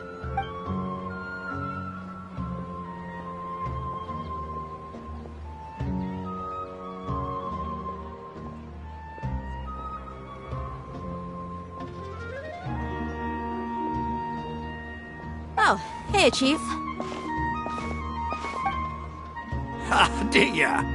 What are you doing here? And well, didn't expect to see you three together. I take it you all know each other already? Mm-hmm. We met this morning after the Adventurers Guild pointed us to Ozfon for more info. No kidding. So, where's Ruksha? I thought I'd help these two out by asking about the theft. Anything you can tell him? Ruksha's gone over to the Academia. The Grand Sage recently ordered Sumeru City to begin bolstering its defenses, so people from all over have been called back to the city.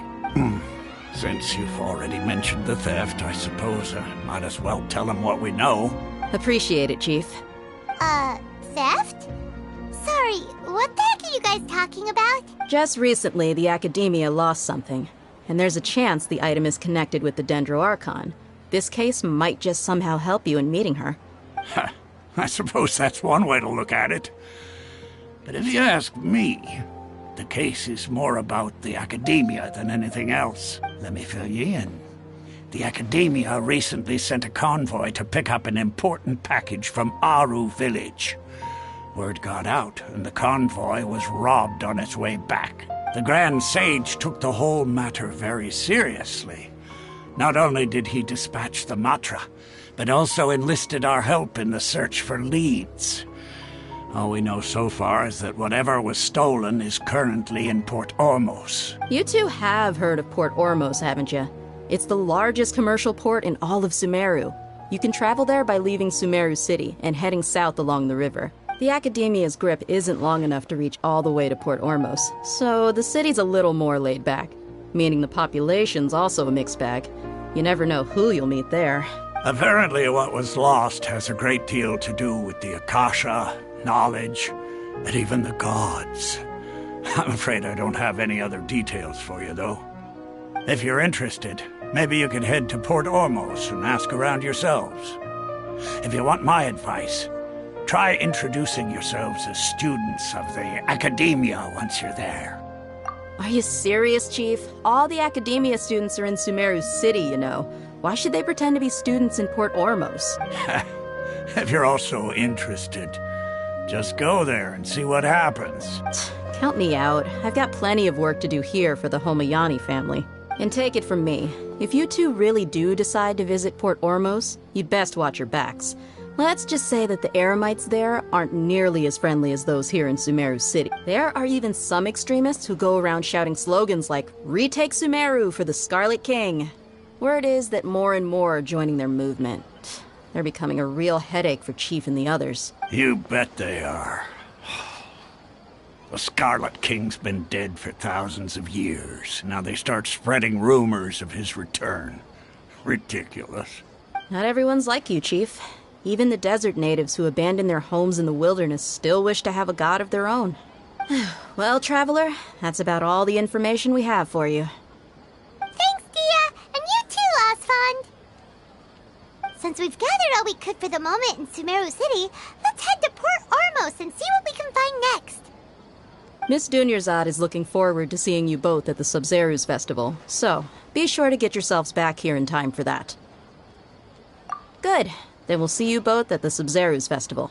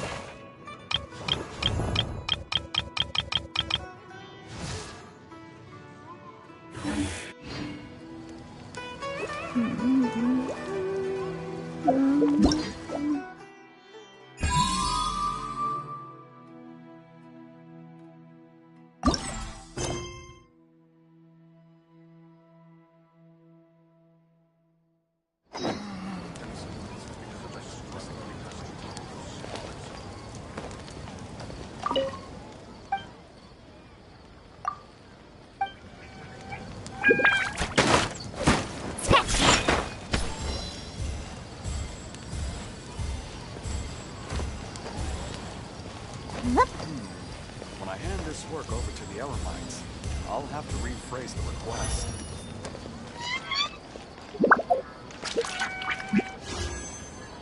Military distributed appropriately. Such a struggle every time I talk to those scholars.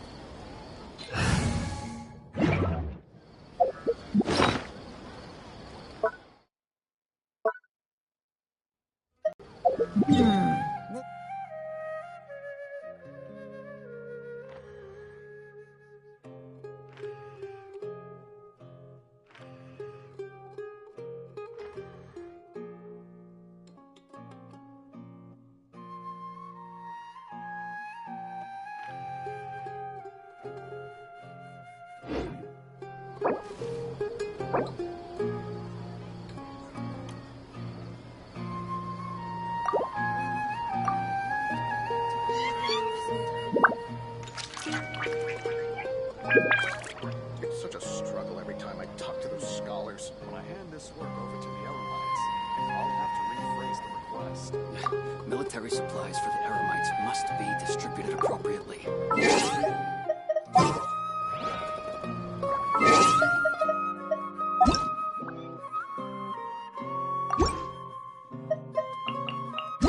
I wasn't...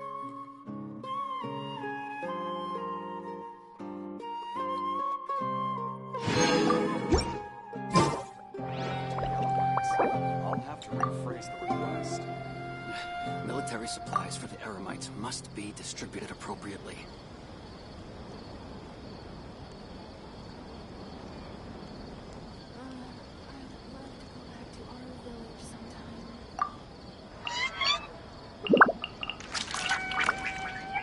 It's such a struggle every time I talk to those scholars. When I hand this work over to the Eremites, I'll have to rephrase the request.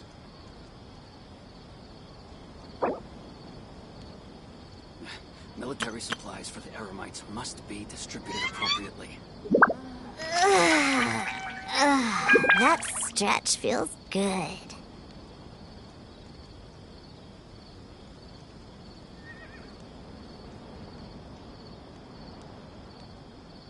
It's such a struggle every time I talk to those scholars.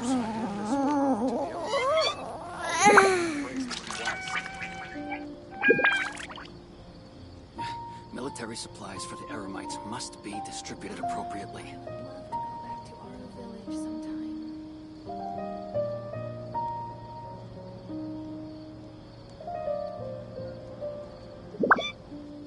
I wasn't waiting for you. I just happened to be resting. It's such a struggle every time I talk to those scholars. When I hand this work over to the Eremites, I'll have to rephrase the request. Military supplies for the Eremites must be distributed appropriately.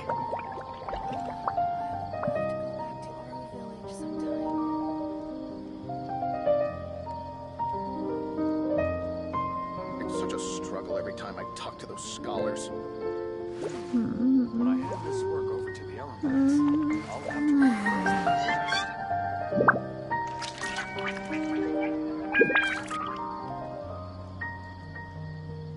Military supplies for the Eremites must be distributed appropriately. Lizardtail, pepper, star conch. What else do I need to create the most dreadfully disgusting cocktail? It's such a struggle every time I talk to those scholars. When I hand this work over to the Eremites, I'll have to rephrase the request. Military supplies for the Eremites must be distributed appropriately.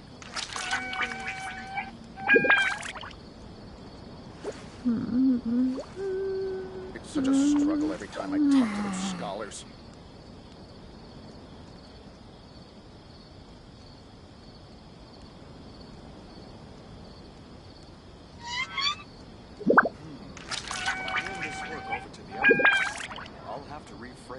I wasn't waiting for you. Military I just happened to be supplies for the resting. Eremites must be distributed appropriately.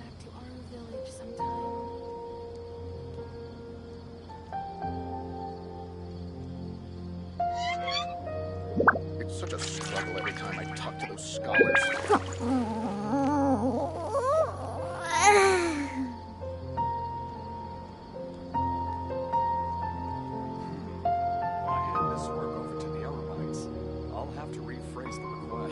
Military supplies for the Eremites must be distributed appropriately.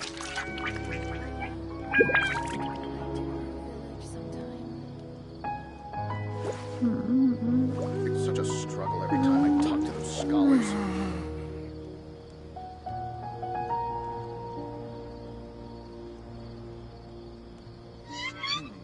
When I hand this work over to the Eremites, I'll have to rephrase the request. Military supplies for the Eremites must be distributed appropriately. Lizardtail, pepper, star conch. What else do I need to create the most dreadfully disgusting cocktail?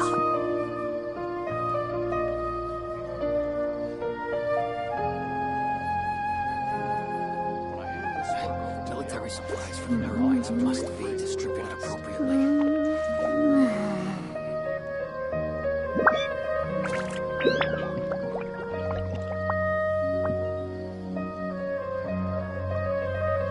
It's such a struggle every time I talk to those scholars.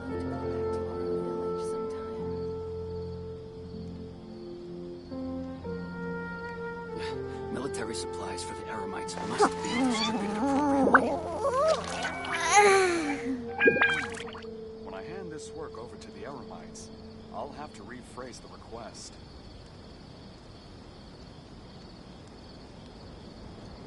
It's such a struggle every time I talk to those scholars.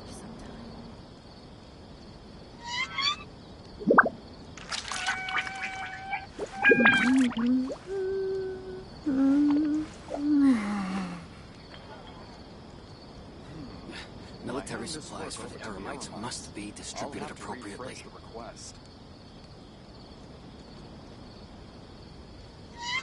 It's such a struggle every time I talk to those scholars. I wasn't waiting for you. I just happened to be resting.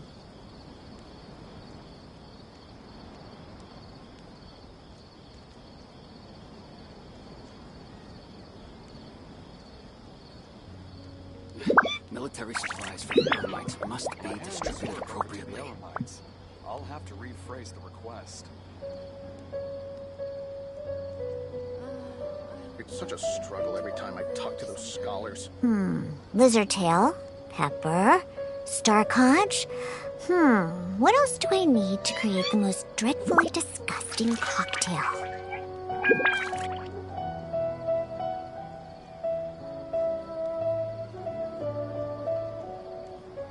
Military supplies for the Eremites must be distributed appropriately. I'll have to rephrase the request. It's such a struggle every time I talk to those scholars.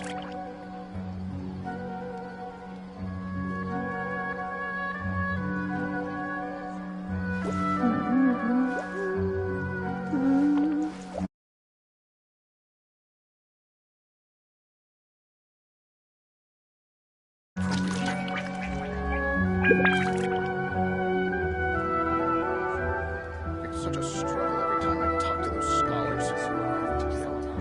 I wasn't waiting for you. I just happened to be resting.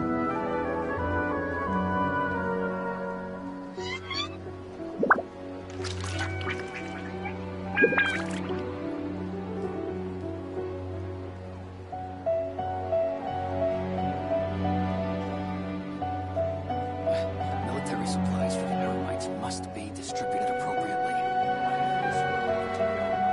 It's such a struggle every time I talk to those scholars.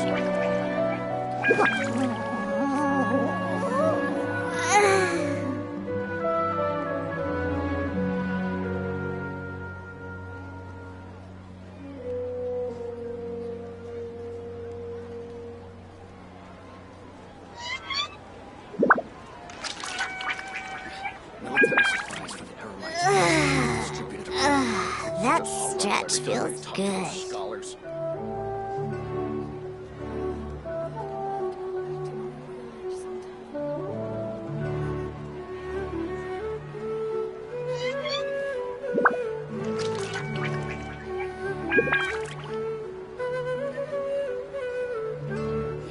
Military supplies for the Eremites must be distributed appropriately.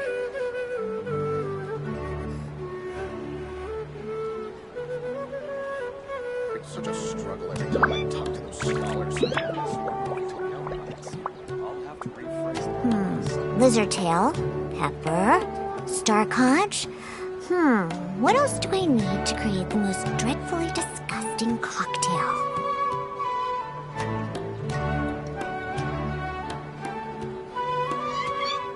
Military supplies for the Eremites must be distributed appropriately. It's such a struggle every time I talk to those scholars.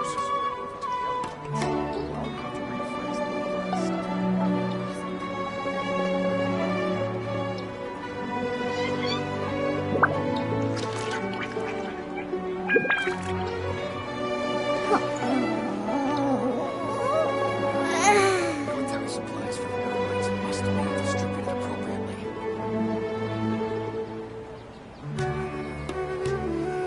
It's such a struggle every time I talk to those scholars. I'll have to rephrase the request.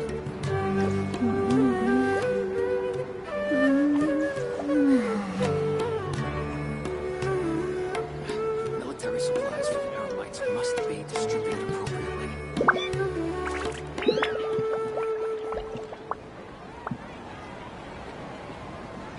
Such a struggle every time I talk to those scholars. I'll have to rephrase the request.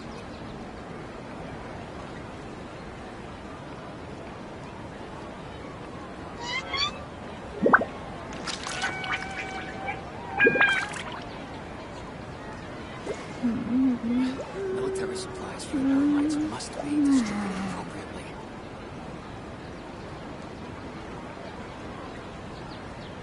It's such a struggle every time I talk to those scholars.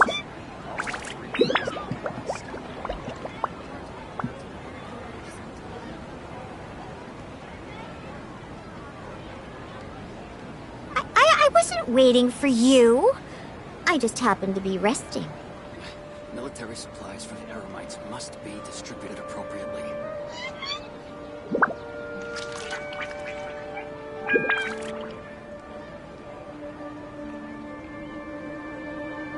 It's such a struggle every time I talk to those scholars.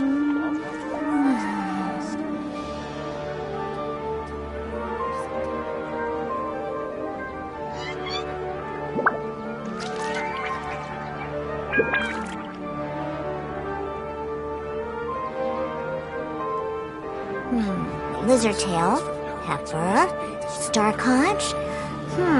What else do I need to create the most dreadfully disgusting cocktail?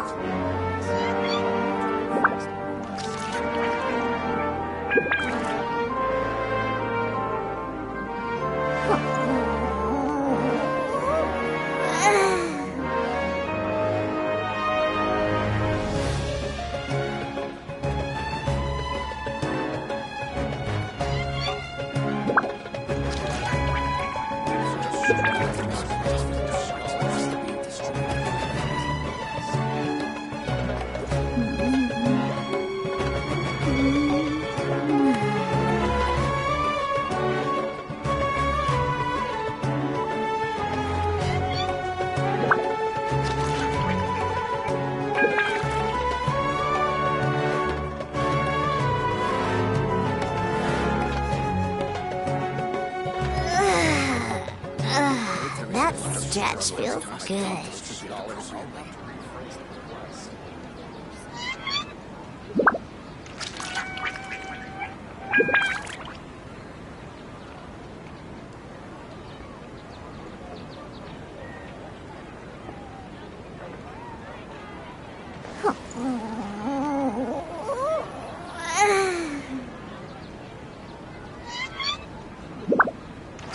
Military supplies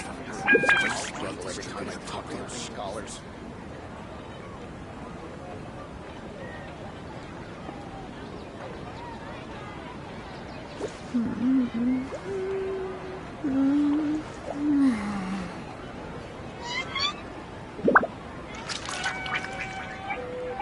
Military supplies for the Eremites must be distributed appropriately.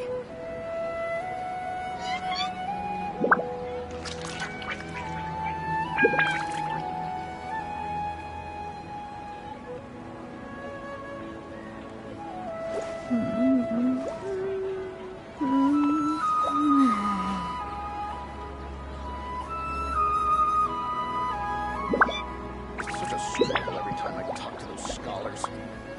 Military supplies for the Eremites must be distributed appropriately. To the Eremites, I'll have to rephrase the request.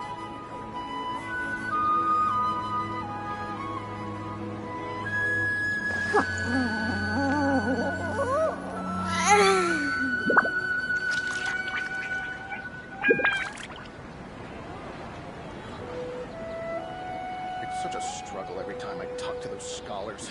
Military supplies for the Eremites must be distributed appropriately.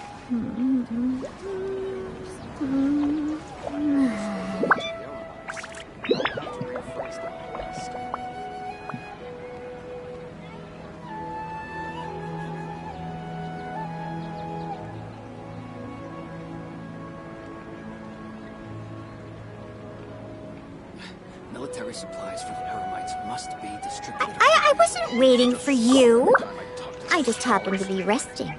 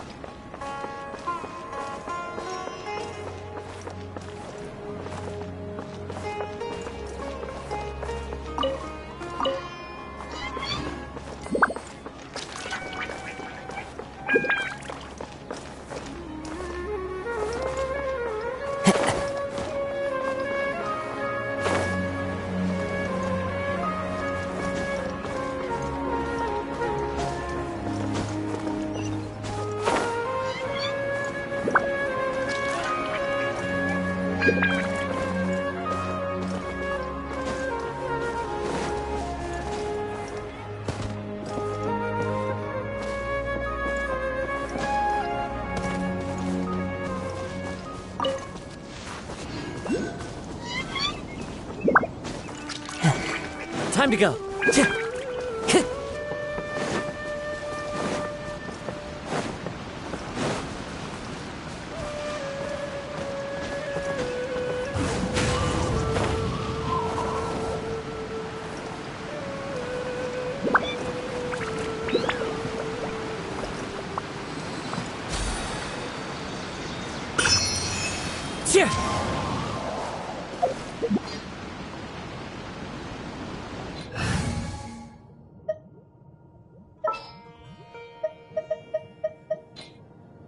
This world is full of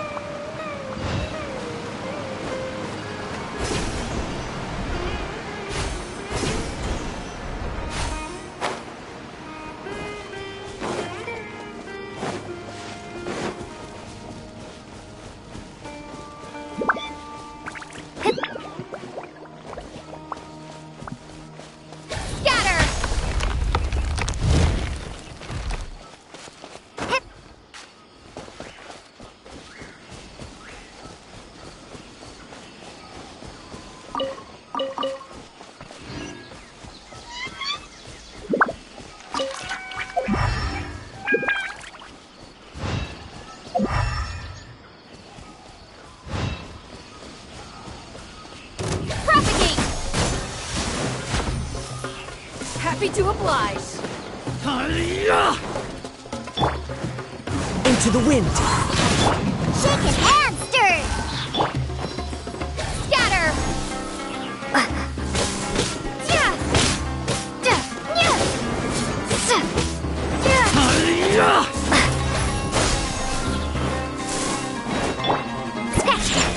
Cyclone. Fracture.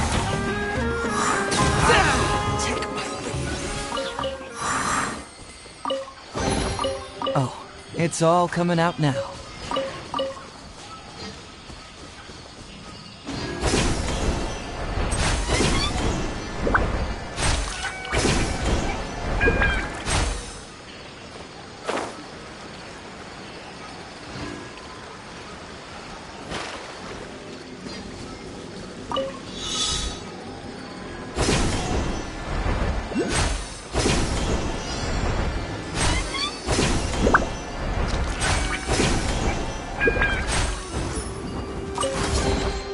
See, just follow my intuition.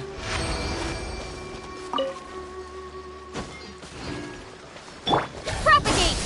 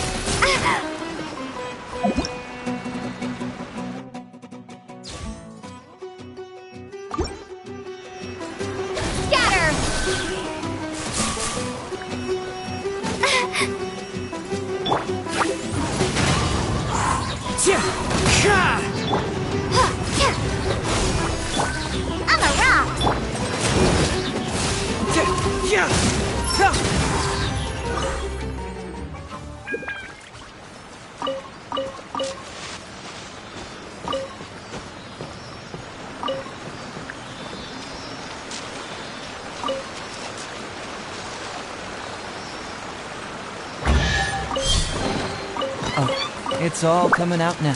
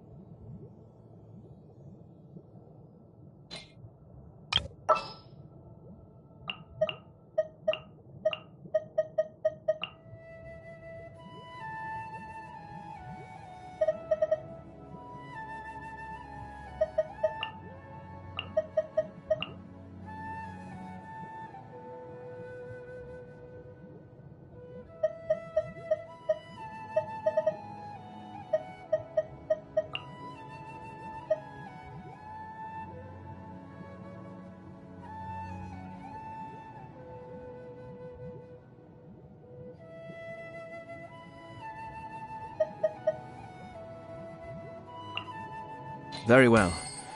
I shall put my official duties to one side for the moment.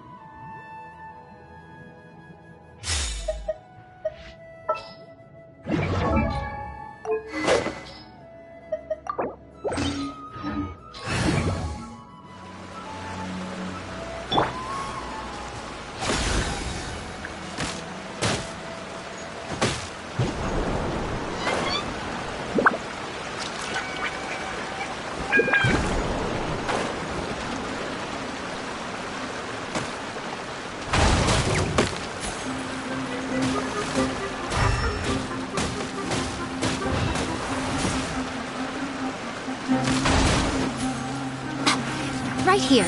Emerge. Right now. Shaken and stirred!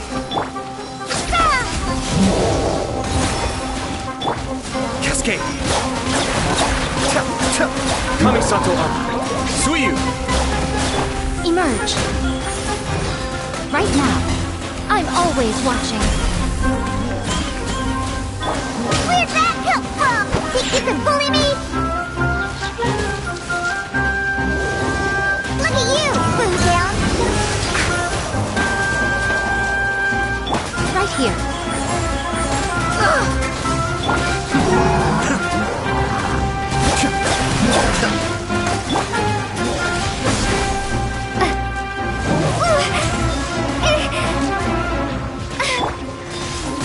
That's far enough.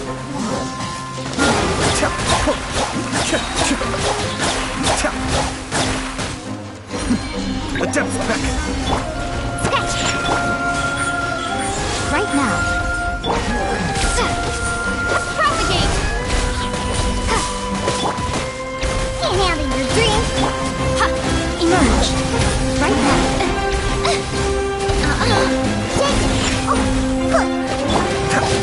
Cascade!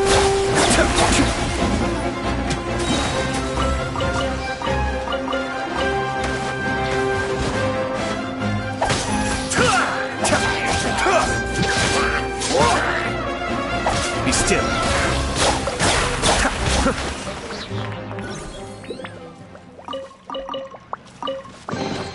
Oh, so you collect these?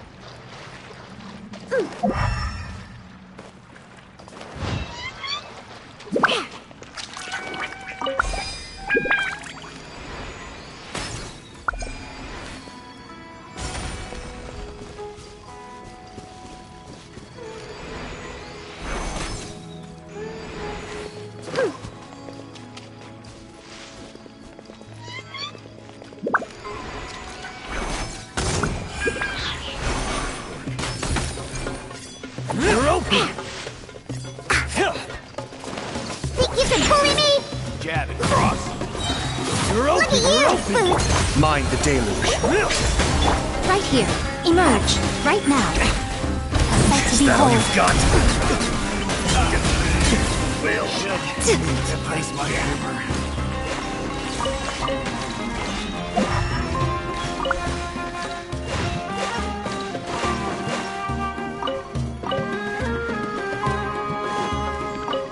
Emerge. Right here. Propagate!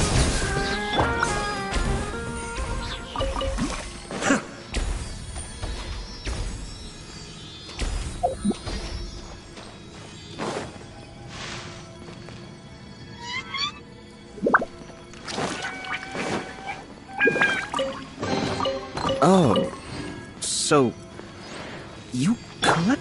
Scatter!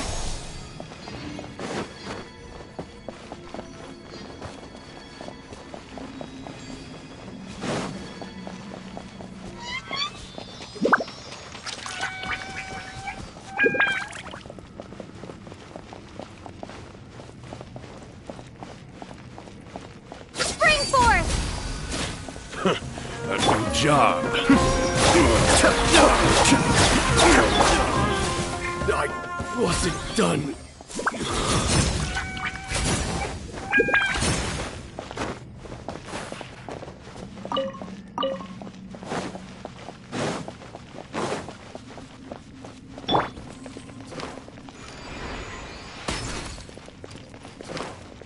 Ha! I'm here.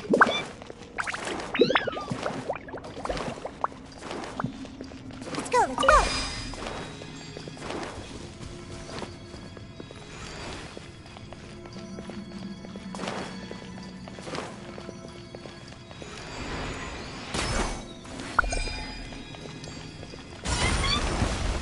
Can't handle your Another dreams. test subject. Kamisato up. Suiyu!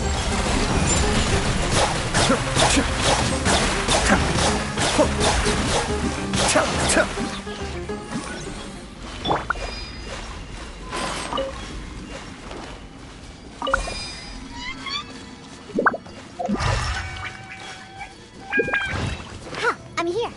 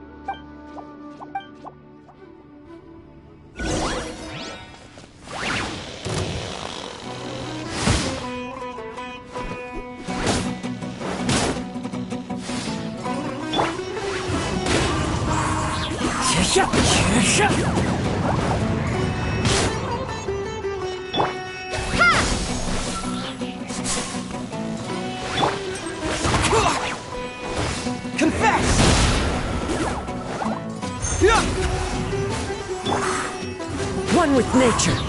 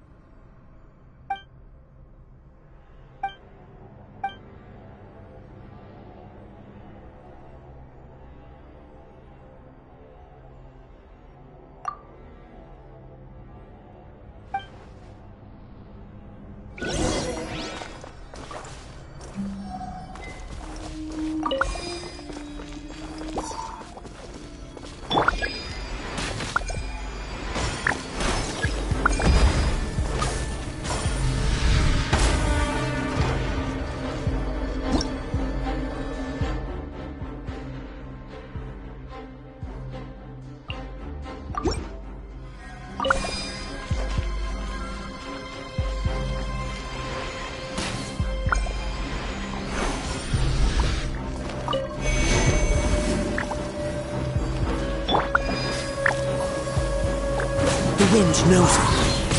Clouds high. The birds come.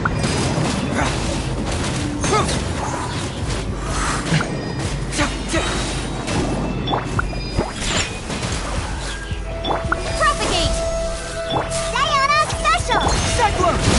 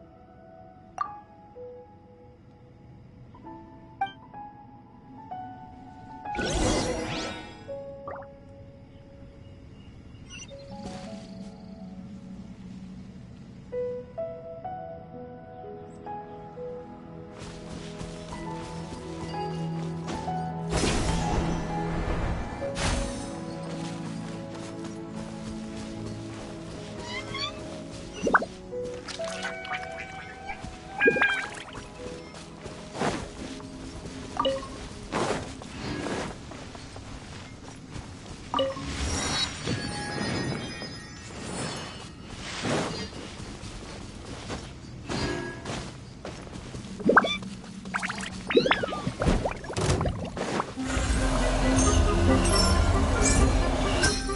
hurts!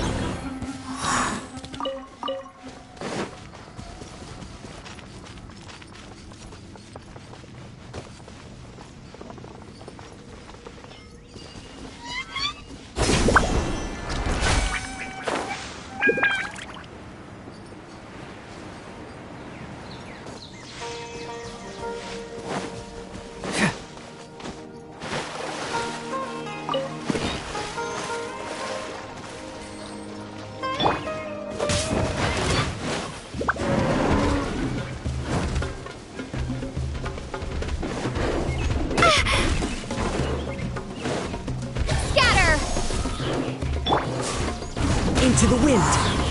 Shake it and stir.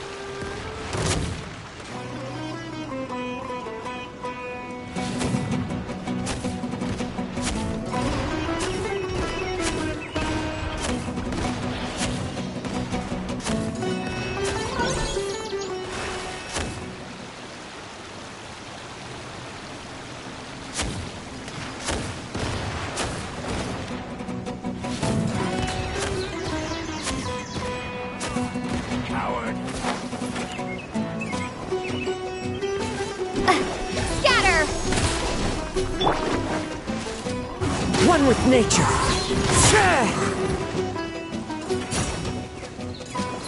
Where do you think you can bully me?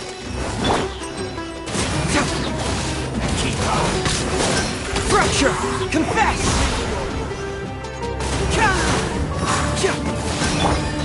The wind knows me.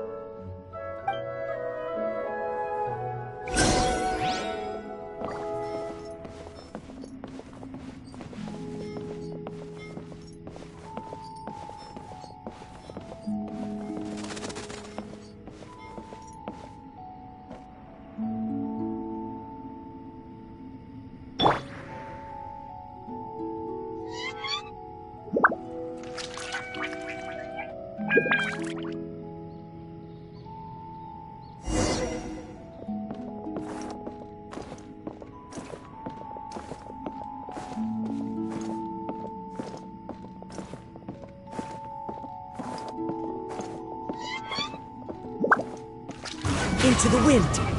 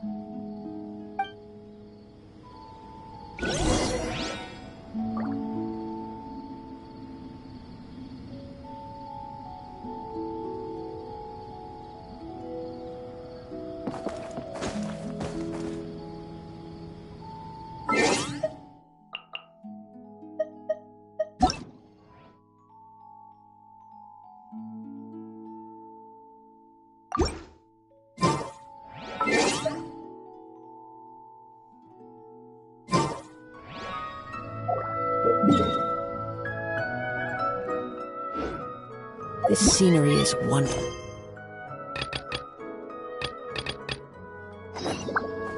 Surely enough to convince anyone to become a wanderer.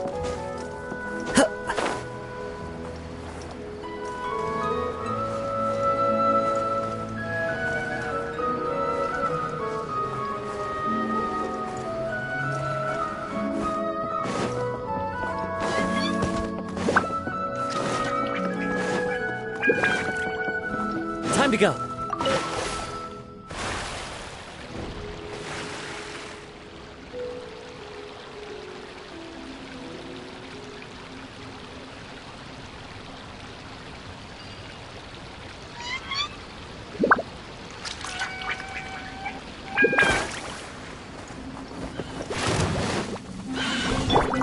Look at you, Foozhound!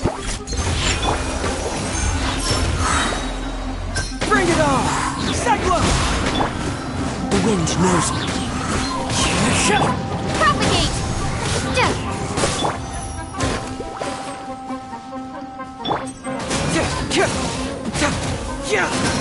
Truth hurts! Into the wind!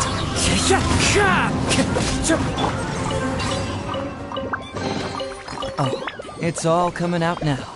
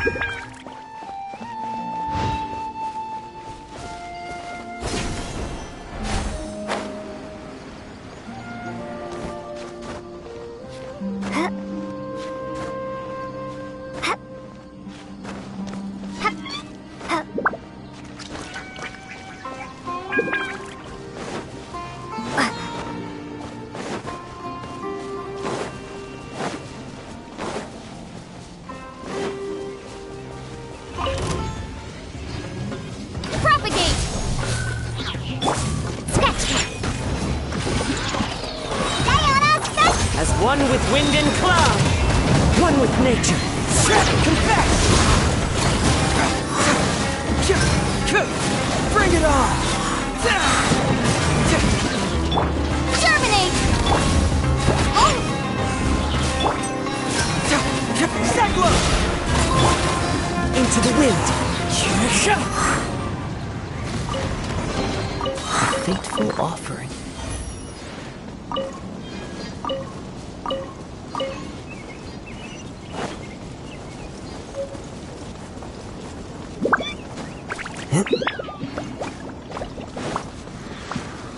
One with nature.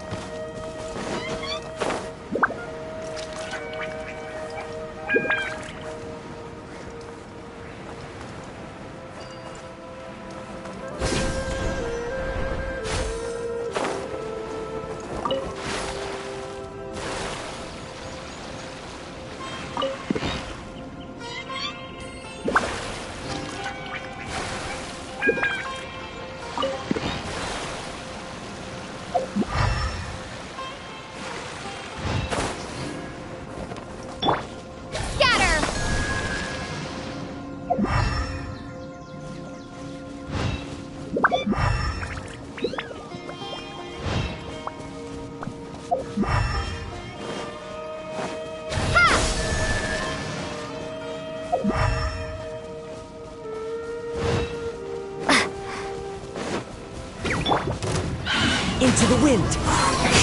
Clouds high. The birds... Shaken and stirred!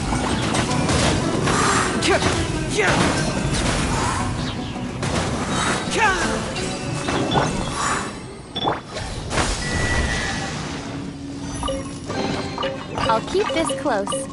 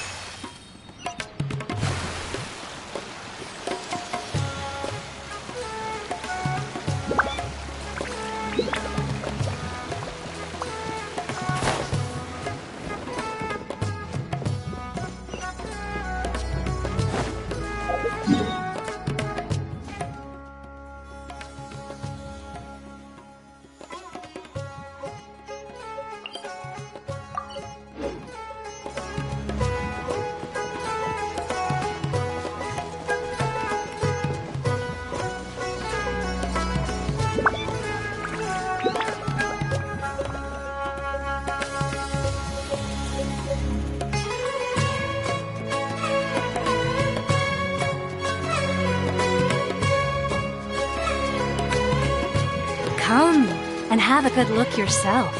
Traditional spices of the highest quality, made with pride and experience. You've got a deal. I can't thank you enough for always looking after my business. Believe me, I'm not making this up. Several Eremite mercenary groups are nearly in open conflict, but does the core of 30 care? And that's not all. Did you know that... Talk about hurly-burly! This place is busy! Well, guess that's only to be expected for the largest port in Sumeru. Maybe it's because of what Dia told us earlier, but Paimon can't seem to shake the feeling that there's also danger lurking in these crowds. Ooh. Let's get our bearings so we can start looking for leads. We know that whatever the Academia lost is related to the gods. But other than that, we don't have much else to go on. Osfun told us to try posing as Academia students while asking around. Paimon checked the Akasha on the way here, and the Academia doesn't seem to have any research facilities in Port Ormos.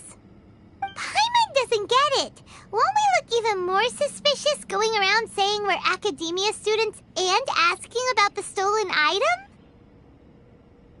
Well, given all the people that come through here every day, if there's any information to be found, Paimon bets we could find it in the market. Let's ask around and see what we come up with.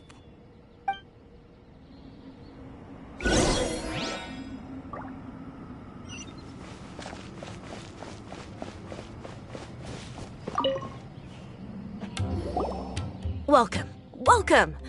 How can I help you two? Hi there. We would like to ask you a question.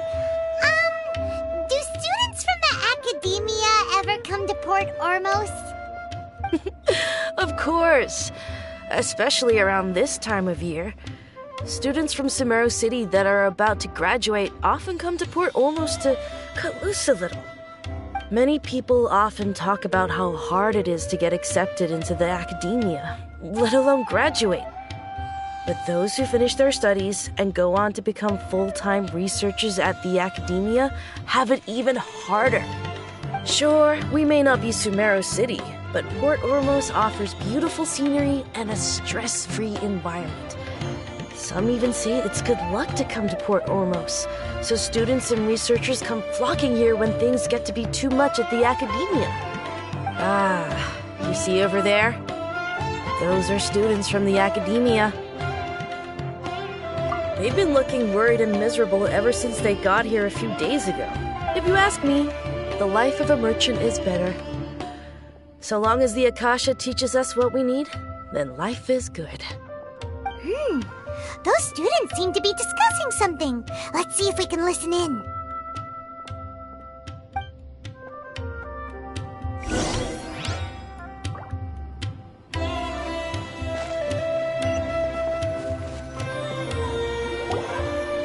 It's no good. I've tried asking around, but I haven't been able to learn anything useful. Not to mention that a bunch of scary-looking Eremite mercenaries have been posted along the streets now. There's been a lot of fighting between the different Eremite factions in Port Ormos. If we choose to move on our own, then it would be wise to steer clear of them. Especially the group that's constantly shouting some stuff about the Scarlet King and some resurrection. I've even heard that the Citadel of Regzar is starting to get fed up with them. What was that group called again? Ein something or other? They're called Ein El Akhmar. Today, I heard that the thing we're after might be in their possession at the moment. Wait, come again? Don't you see? Many of the Eremites in Port Ormos deal with trading this kind of thing. They're usually pretty wary of outsiders, but not so with students of the academia.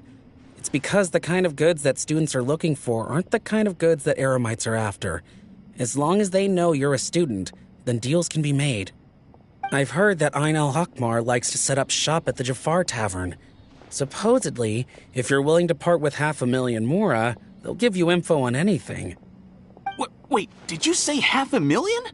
If information alone costs that much, then how could we ever afford to buy what we're looking for? I guess we might as well give up on trying to graduate this way. I wouldn't worry too much. Our field of research is very niche. Who else could possibly be after that kind of shady knowledge? I bet it's practically worthless to anyone aside from us. Well, I guess that makes sense. Then the only thing left for us now is to find a way in. Why don't we all just pool our money together and pay for the information? Whoa! Did you hear that? A niche field of research and shady knowledge? It all sounds pretty suspicious to Paimon. Is knowledge something people just buy and sell like that?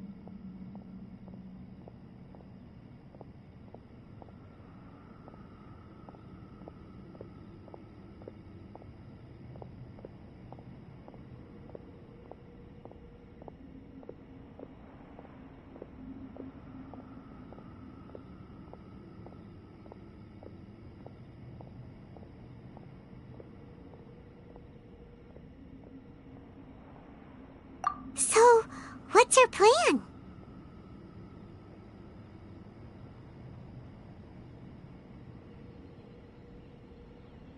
Wait, didn't you hear what they just said? Buying information is going to cost us 500,000 Mora! Have you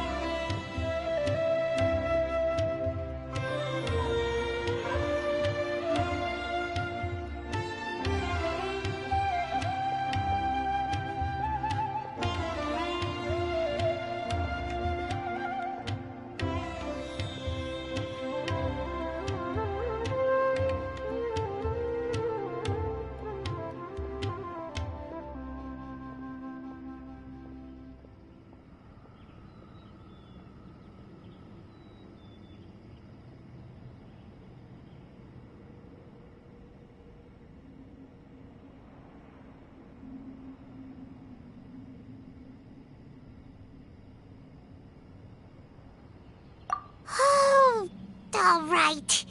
Paimon never thought she'd agree to parting with that kind of Mora. But if you know what you're doing, then we should give it a shot. I enjoy making jewelry for newlyweds the most. That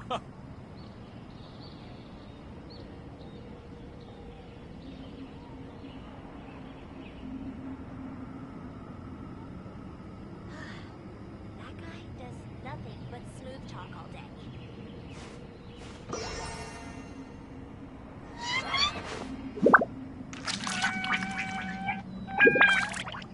Out of all my commissions, I enjoy making jewelry for newlyweds the most.